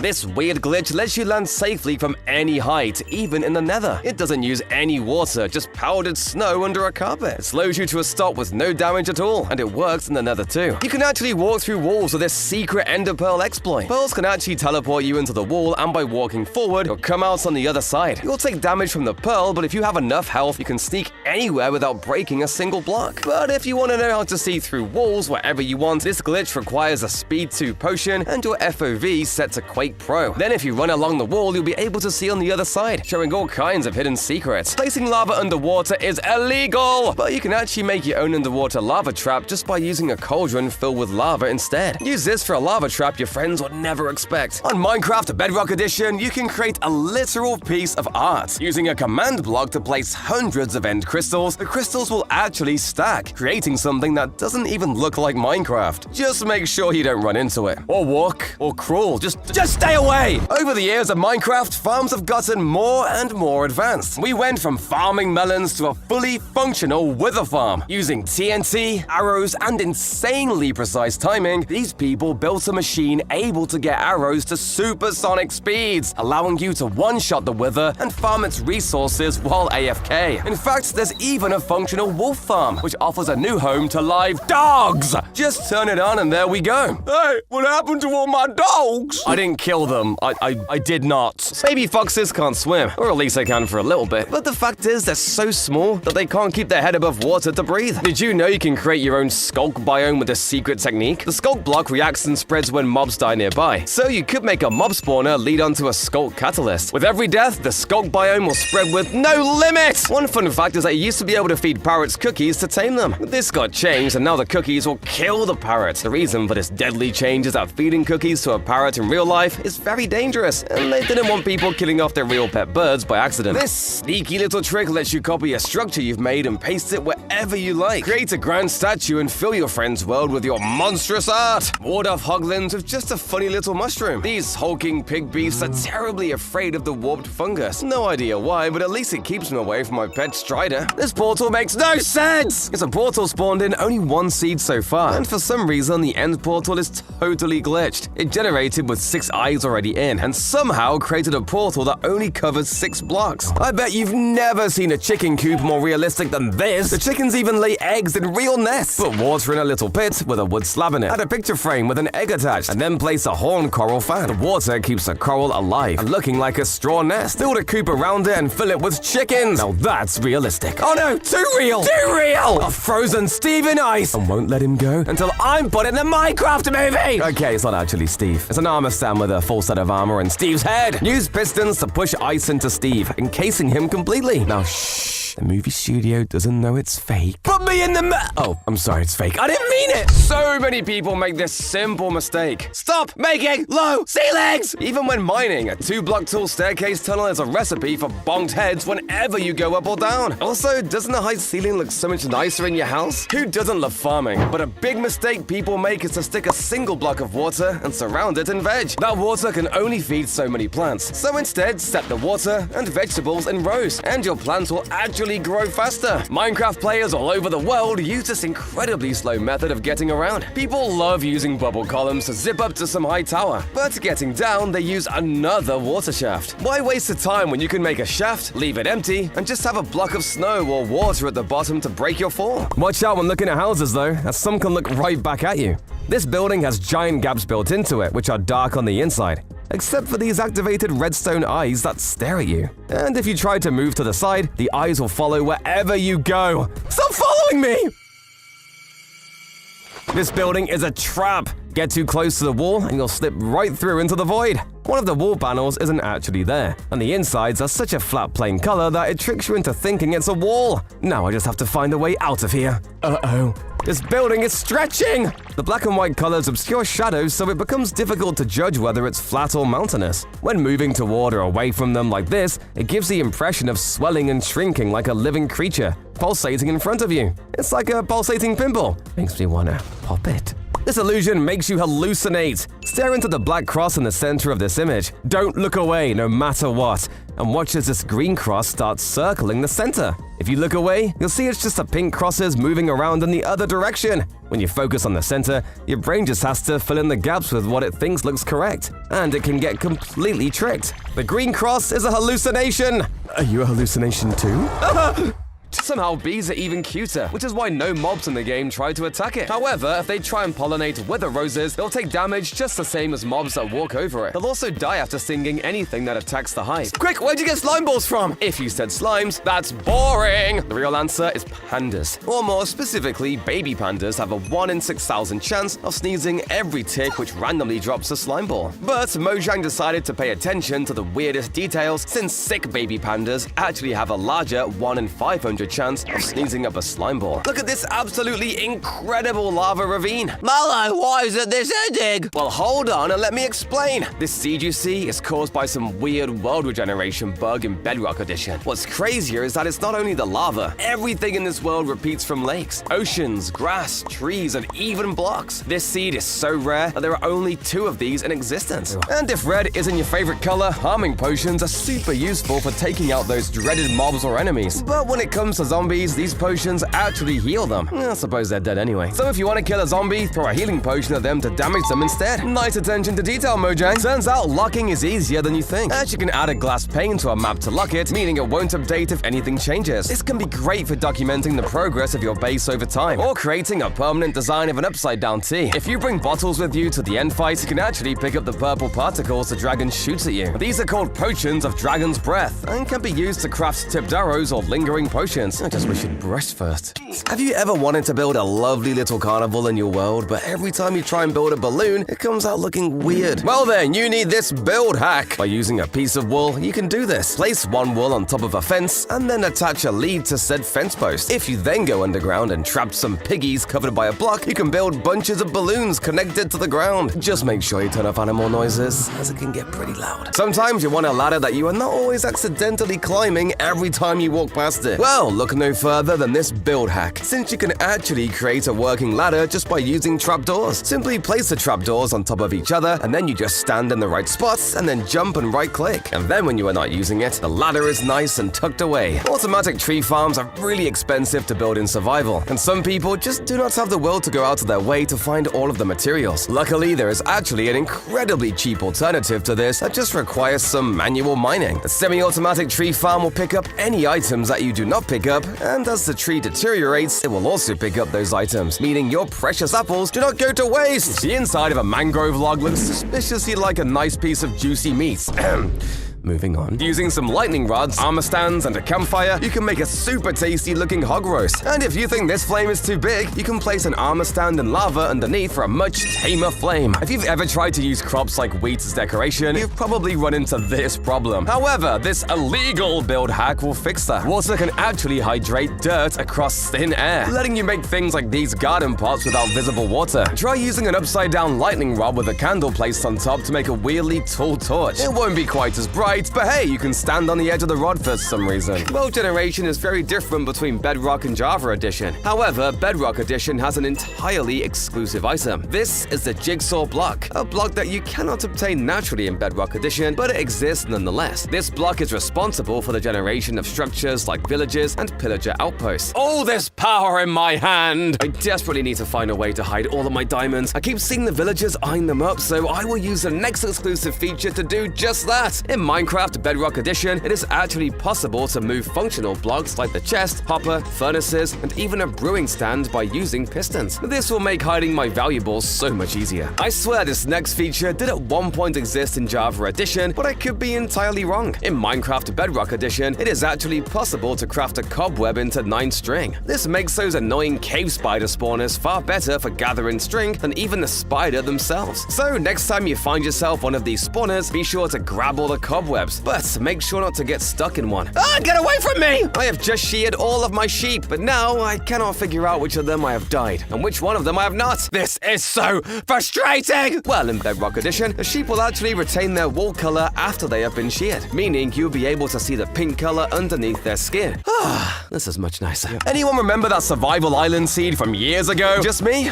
God, I'm getting old. But anyway, this one blows that right out of the water. Not only does this tiny island have everything you need to get started, including a village, but also an ocean monument, an ancient city, as well as a mine shaft and stronghold inside the ancient city. And if you do eventually fancy a vacation away, the closest other landmass is a mushroom island. I bet you wouldn't believe me if I told you that it's possible to loot ocean monuments without even entering them. Mark the spots I'm showing you on these pyramid-like structures that are on the outside of the monument. You can pick either side, and all you have to do is place down a door and dig the block under you. If you see dark prismarine, congratulations, because you've just hit the jackpot! This makes finding gold a million times easier. I'm embarrassed to tell you the sheer amount of time I've spent looking for buried treasure with maps. That was until I found out about this trick. Once you're in the chunk the treasure is located in, press F3 plus G, and look at these numbers, which are the sub-chunk coordinates. Make sure that the first and last digits are 9 and 9. After that, dig straight down, and you've got yourself the easiest loot of your life. In any official update before 1.8, you could use this illegal fire item to craft chainmail armor. The weirdest thing was that you couldn't even get the fire item, so it was a completely pointless craft. You can get invisible armor in Minecraft. Right now, I'm completely invisible! And all I'm wearing is this suit. To get this amazing armor, all you have to do is type this command and give yourself 100 armor points, the same as a full set of netherite armor, except totally invisible. Brown mushrooms, dragon eggs, and end portal flames all actually give off light, and the respawn anchor will slowly emit more and more light depending on how much glowstone you put into it, which I think is awesome!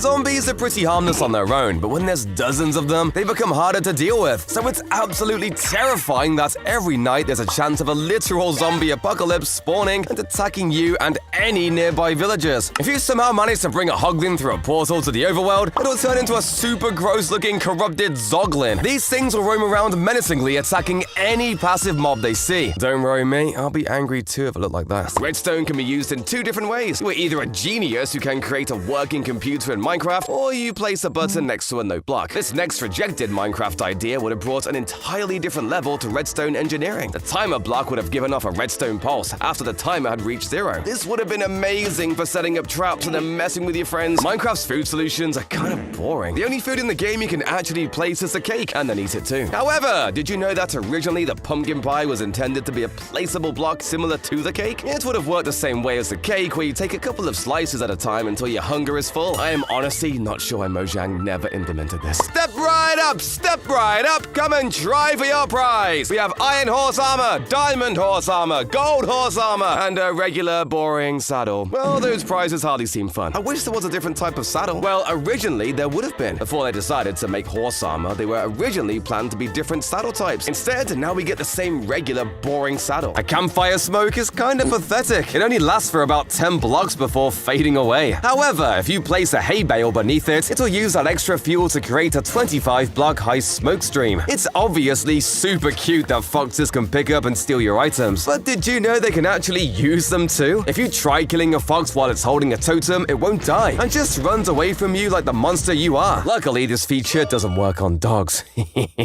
Foxes can also eat chorus fruit if given the opportunity, and presumably get really confused after. You can go upstairs much faster if you've got auto jump enabled. Finally, maybe a reason to use this. Every Minecraft player's worst nightmare is having a creeper sneak in or spawn in their base and having it blow up everything. But to make this a little less disastrous, you can waterlog your chests to make them blast resistant. When pigs fly is something that you never see in Minecraft, but it should could be when squids fly, since this hilarious mistake has led to squids being found flying in the air. Due to how squids are coded, for a while players would find them flying through the air. Squids work by always flying. It is just normal for them to be flying underwater as opposed to above water. This led to hilarious looking flying squids. Mojang repeatedly says that the block that causes the most mistakes in the game is the piston. However, one of their biggest mistakes actually turned into a well-known feature of the game today. The mistake allowed pistons to be activated by a nearby block which was directly above or diagonal to them. This was long before the introduction of redstone conductivity within blocks, and therefore it was something people really began to like. So Mojang decided to implement redstone conductive blocks into the game. Sand and gravel are two of the only blocks in the game to be affected by gravity, but sometimes you can find sand just floating there. This was actually a bug created by one of the developers for Mojang, which then went on to become a feature. The sand and gravel was meant to be fast traveled to the ground when it generated like this, but it was so fast that the game could not make it move. Eventually, the developer decided instead to add in dust particles so it could become a feature. The creeper is quite literally the face of Minecraft. However, Mojang is still desperately trying to make people forget that the creeper was a texture accident when developing the pig. While developing the pig texture, the texture suddenly drastically changed and would lead to the creeper. Mojang will never be able to cover this up. Oh, also, there was another really strange and kind of cruel bug where sitting cats would just sink down in water instead of standing up and swimming to safety like they do now. I'd be totally okay with this if it was dogs, but not my sweet kitties.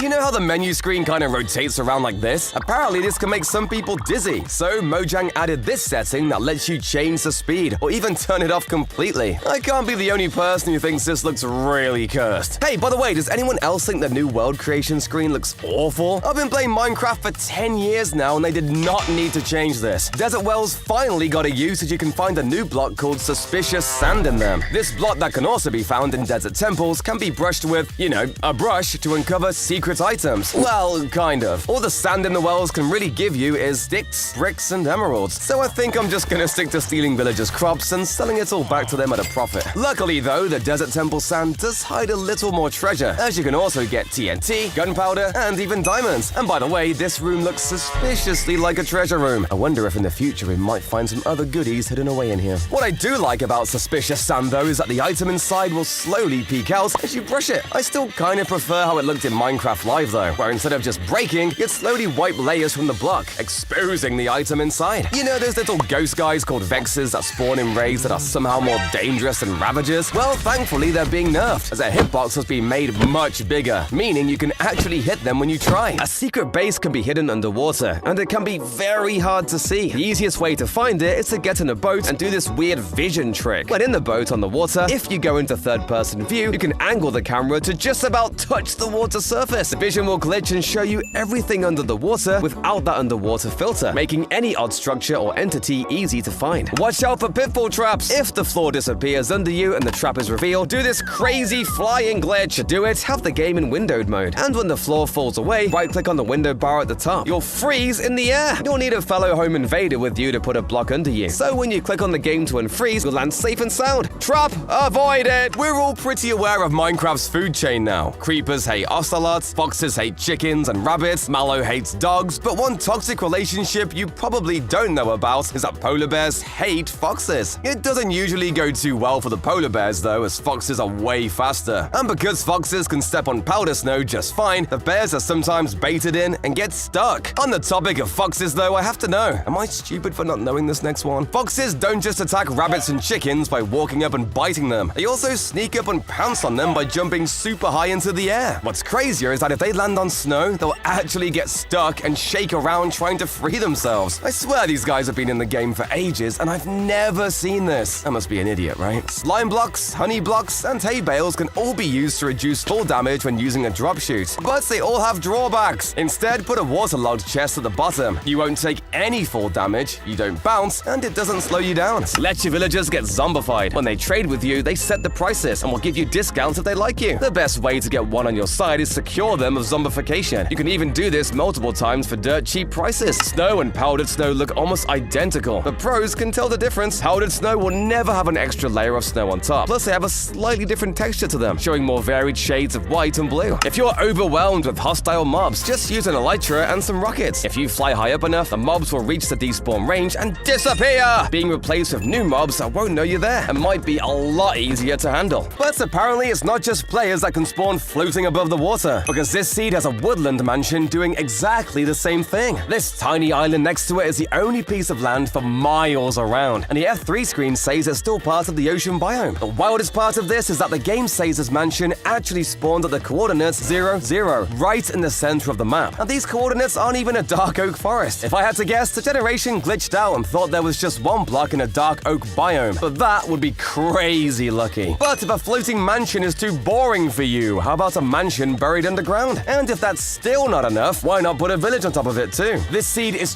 truly 1 in a million. There's houses inside roofs, roofs inside houses, and even a house just hanging out on its own in the middle of the mansion. But my favorite part is to be these random sprinkles of grass and huge blocks of stone in the roof of the mansion. I wonder what would happen if you started a raid here. The warden is one of the toughest enemies in the game, but you can ignore it completely by just using wool. If the warden is spawning, cover it in wool blocks deafens any sound and blocks his view, so it can't see or hear you. Hide secret frogs in little crevices by placing down a mesh of holes. The frogs are so small that they can fall right in, and no amount of hopping will let them out again. This illegal entrance is completely invisible and only 1 block tall. Normally, you would need a trapdoor to get low enough to enter this hole, but a trident actually lets you do the same thing. And if you use a custom map to cover the hole, it's basically invisible. Did you know you can break Minecraft by predicting exactly where lightning strikes land? Well, most lightning strikes are spontaneous. If you load specific chunks at the right time, as discovered by a group called the Prototech server, you can actually predict and direct lightning strikes. This is extremely useful, making it really easy for you to farm OP mobs, such as skeleton horsemen. From there, you can collect all their loot and end up a rich man. You can also just farm your friends, which is another really good option. Feel free to add their dogs to spice things up a little. If you've ever been to a village, you'd know pillagers absolutely hate villagers. I mean, like, Mojang literally coded them to find and murder their babies. But you can actually use this to break Minecraft, as pillagers are programmed to be very dumb. Very. If you put a villager in a minecart and have him circle around on a railroad, a pillager will forever go in circles, never able to reach him. Imagine bullying villagers. Losers. Wait! Minecraft seeds are randomly generated, meaning you could find entirely different kinds of structures depending on which world you spawn in. Normally, a good seed starts with spawning near a village or you finding yourself close to a desert temple. However, the best kind of seeds are the ones that absolutely defy all types of Minecraft logic, having weird lava structures like this or a literal glitched ender portal. These seeds completely break and defy every rule of Minecraft. So if you want to break Minecraft, try loading up one of these seeds. That'll give you a good excuse to blow up your friend's base. And their dogs. Don't forget the dogs.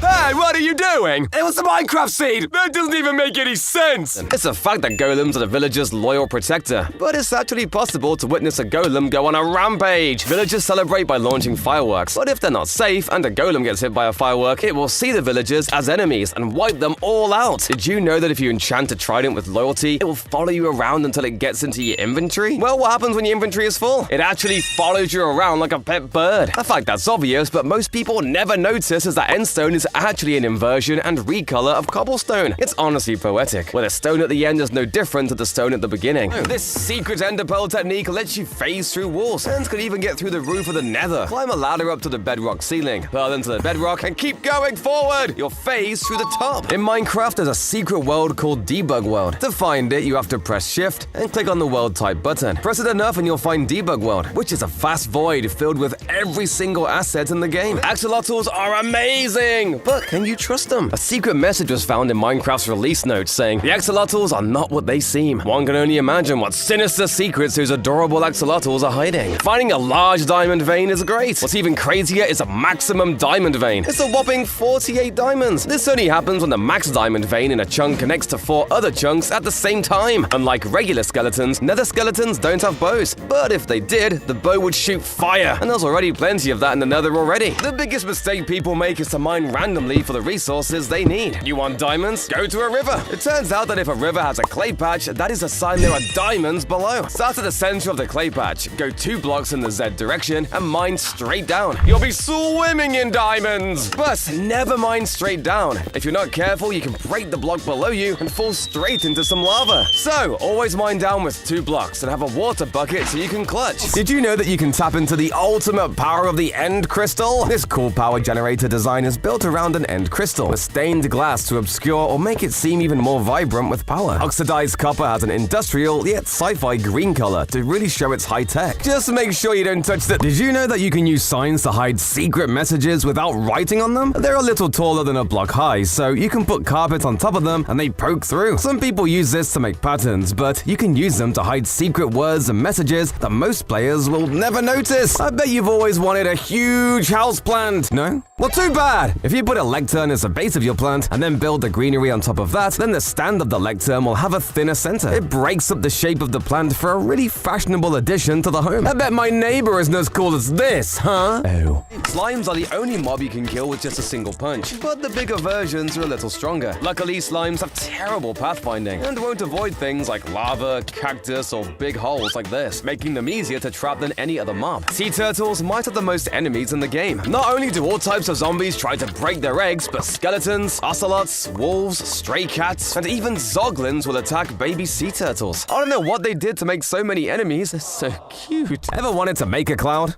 Probably not. But this illusion lets you do just that. It's just a lot of stained glass block walls layered with a block gap between each layer. Make enough of them and make them big enough, and the edges fade, looking realistically fluffy like a real cloud. Makes you want to dive into it.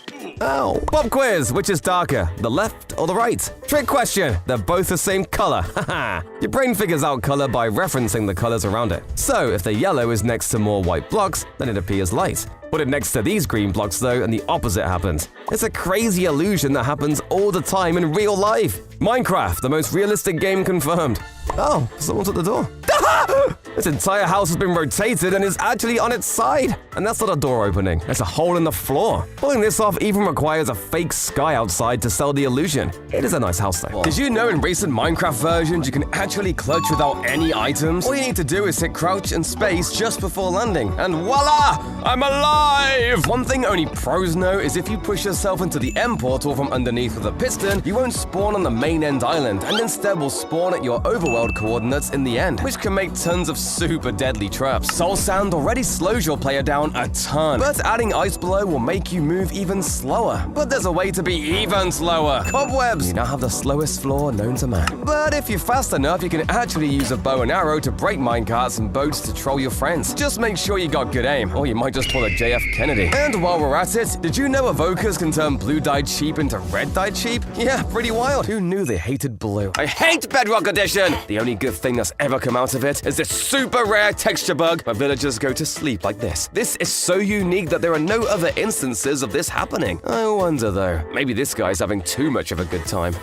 Cracked Magnet is literally the god of Minecraft seeds, and it's no wonder he managed to find this insane world. Not only is there a massive sinkhole, but there's a village place at the surface of the lake and at the bottom too. However, my favorite part is this cozy little underwater igloo. Who even lives here? Aquaman? If you're the proud owner of a few hundred horses like I am, you'll be shocked to know just how impossible it is to find horse armor in strongholds. These have an insanely low spawn rate at 2.5% in altar chests, and if that wasn't surprising enough, the chance you find all three variants is 0.001563%. What do I do with all these horses now? While there are 18.4 quintillion seeds in Minecraft, the math behind getting the same seed is gonna blow your mind. Thankfully, this user on Reddit did it for us, and figured out that you have to have a 1 in 340 decillion? Yeah, you know it's serious when the words are harder to say than the numbers. Waterlogged blocks completely break the game. Lily pads can be placed on any block that's waterlogged, creating illegal-looking setups like this. But you can make it look even weirder by placing sugarcane next to the lily pads. Another build hack is this weird new flower. Because this thing is 2 blocks tall when it's fully grown, you can put string above it to keep it at its 3rd stage, and use it to look like a weird, overgrown potato in your farms. A lot of the time, the builds you make look like they've been thrown into the world randomly and look super out of place. To fix this, try making shadows by placing slightly darker blocks near overhangs or edges. You can even add mossy blocks around trees to act as fallen leaves. TNT is incredibly identifiable, so I wanted to prank my friends with this bomb build hack. By using one of the newest blocks in Minecraft, the pot, and a candle, you can make this realistic looking bomb. But thankfully, this isn't actually explosive.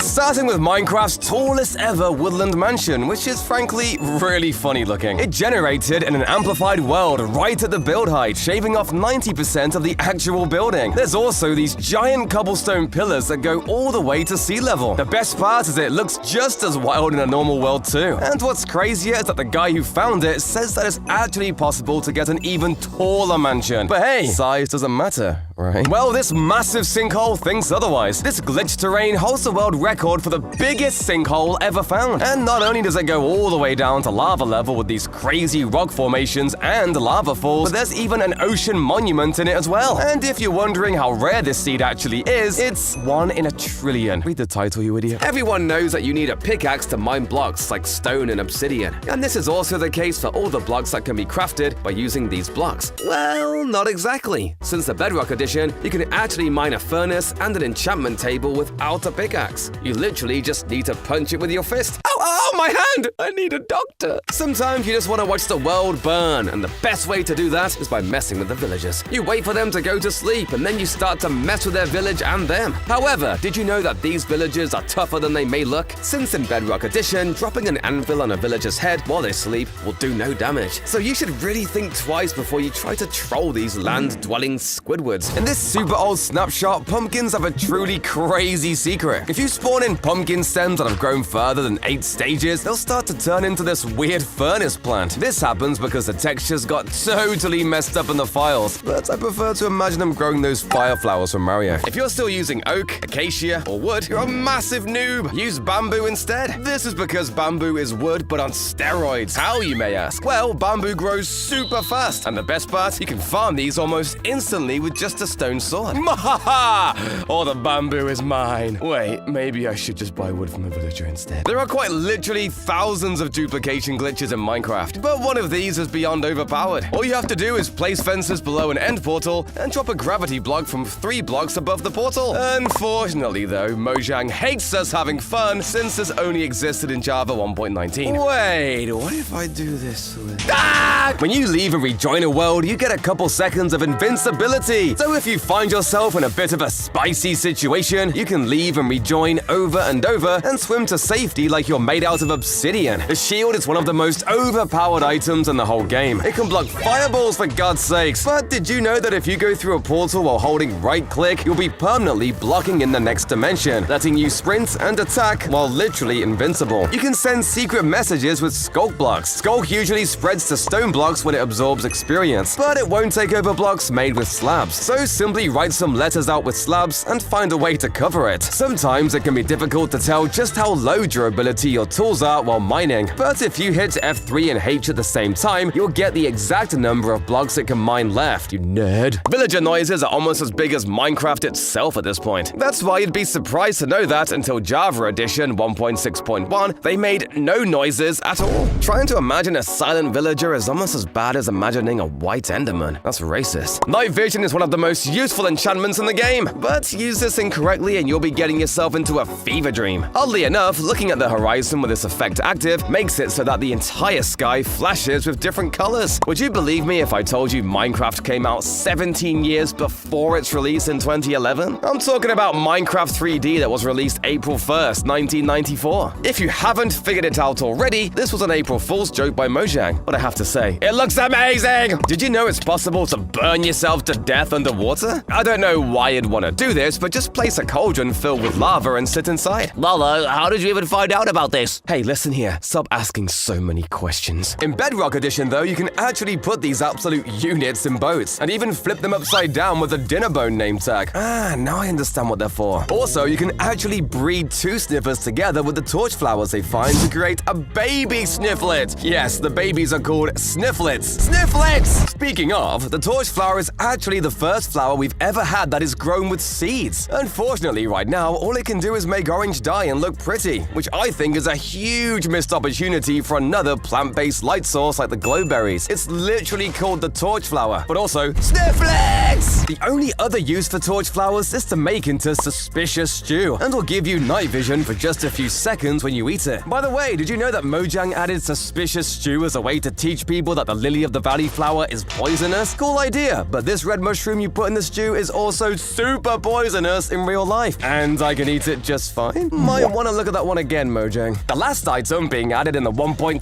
update that we know of right now is the hanging sign. These can be made out of any type of stripped wood along with 2 chains. And, well, do I really have to explain what they do? They can be placed on the bottom or the side of a block, and are perfect for adding that tiny bit of extra detail to a build. Or, you know, for signing things. Mojang missed out on one of the best jokes of the century by not making suspicious sand sus. Additionally, since this pack gives sus blocks such a unique texture, it's impossible to miss them, unless there's an imposter. If you haven't used Zali's potions yet, you're missing out on one of the greatest textures of all time. This gives every kind of potion its own unique texture, and also works for both lingering and splash potions. Mojang, you need to take notes. You might have heard of Faithful, but have you ever used Kingdoms? This is one of the craziest texture packs to ever exist, as it completely overhauls the game to a medieval fantasy version of Minecraft. From the UI, to the animals, to even the nether, the creators of this pack have missed nothing. Hell, take a look at the Striders, and I guarantee you won't be sleeping for a few days. This is a must try. While testing this, I realized you can actually walk underneath trapdoors even though you're way taller than this gap. And your head even sticks into the trapdoor. Yo, Mallow, is that a fresh cut? No, please!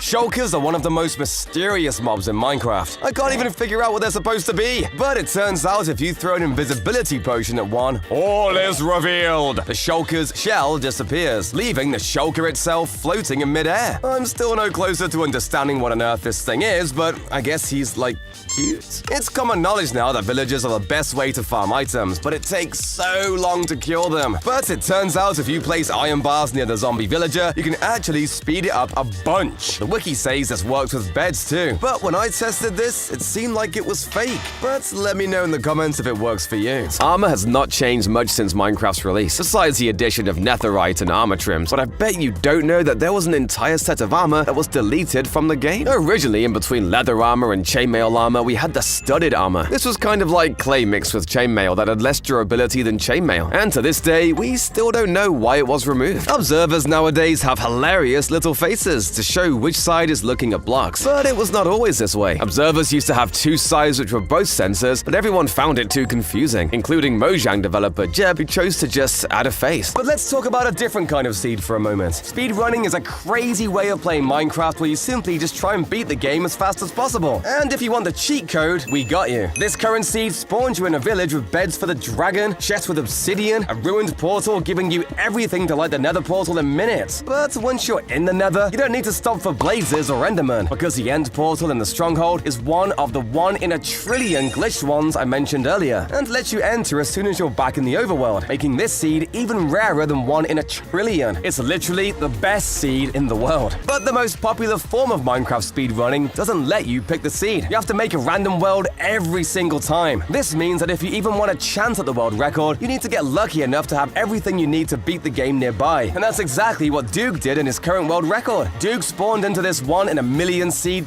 totally random. You spawn near a buried treasure with all the valuable items you needed for tools, as well as an underwater lava pool to make a portal with. In the nether was a bastion you can use to trade with piglins, as well as a nether fortress super close with a blaze spawner in it. Finally, the stronghold he got had a super easy route to the end portal, which saved him a ton of time. From there, he used the wool he got from trading with piglins to make beds and killed the ender dragon in literally record time. Do your friends love jumping from high places into water? Replace the water with blue tinted glass. From afar, it looks identical. And it's hilarious watching the server owner fall to their death because of it. Until you get banned, of course. To face new players with the curse of binding. If you put a dispenser and a pressure plate at world spawn, any new player will activate it when they spawn. Fill it with Pumpkin's curse with binding so they can't take it off. It's an awful welcome for new players that the server owner will despise. Most servers hate spam, and even Mojang have rules against it. But what if you just love Minecraft Story Mode a whole lot? Type out the whole script for Minecraft Story Mode into chat and see how long it takes for people to ban you for spamming. Ever wanted to create a nuclear bomb? Well, you're in luck. All you gotta do is place a rail and stack multiple TNT minecarts on top of each other. This glitches the game and creates an insane amount of explosive power. Just don't touch it, or you'll probably end an entire race of villager. When thinking of unbreakable Minecraft blocks, bedrock is probably first to come to mind. You can't break bedrock with lava, TNT, or even a literal nuke. So would it surprise you that all it really takes is snow? In 1.17, if you place a cauldron and fill it up with powdered powdered snow, then place a block above it and click the cauldron, it just disappears. Wow, nice job, Mojang. The Wither can't swim, making it impossible to spawn them underwater. However, there's a catch. If you swim to the bottom of the ocean and build a little bunker, you can spawn the Wither boss at the bottom of the ocean. And when released, it will kind of just stay in the ocean like a weird fish. So hey, if you want an invincible, three-headed fish that does nothing, you know what to do. Fences work great to hold an animal, so this genius hack uses trapdoors to trap creatures without you having to work at all. Mobs don't realize that you can hop over a trapdoor on both sides, and so once they've hopped over one side, they can't go back, getting stuck in your perfect little pen. Upside down buildings and trees are great fun, but this lets you have animals there too. Use the dinner bone name tag trick on an animal and leash them to a post 5 blocks above the upside down door, and they'll stand on that floor just like the other decoration. Honey blocks have a crazy feature barely anybody knows about. They're actually just a little bit smaller than a normal block, meaning you can shoot arrows between them. Thank me later, fortress builders. Dolphins are one of the smartest animals in the world, and it's no different in Minecraft. If you give a dolphin enough fish, it'll actually begin to swim to the nearest underwater chest as thank you for feeding it. Endermen are already one of the most creepy and powerful mobs in the game. I absolutely didn't need another buff to make them even stronger, but they got exactly that. Usually an Enderman will just teleport out of the way of an arrow or other projectile. But if they've got nowhere to teleport to, the arrow will just bounce off like it's nothing. Cheaters. These lines are totally straight. No curves or bends at all, but you can definitely see the curves, right? The contrast of black and white makes it look like the lines are bent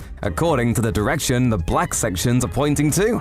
Curse my eyes. I knew I shouldn't trust them ever since I saw my dad tell me he's proud of me. It turned out to be an old homeless man with dementia. I've got the biggest crafting table ever in Minecraft. It's literally 4 times bigger than a normal table. At least from this angle it is. Because the square on the floor gives you a frame of reference for how big things are. So if you put a crafting table in the right position in the air in front of that grid, it will line up with the squares and look like it's actually on the ground. I'm so proud of making this illusion. It's made me feel 20 feet tall. Rah! Bow before me, tiny villagers!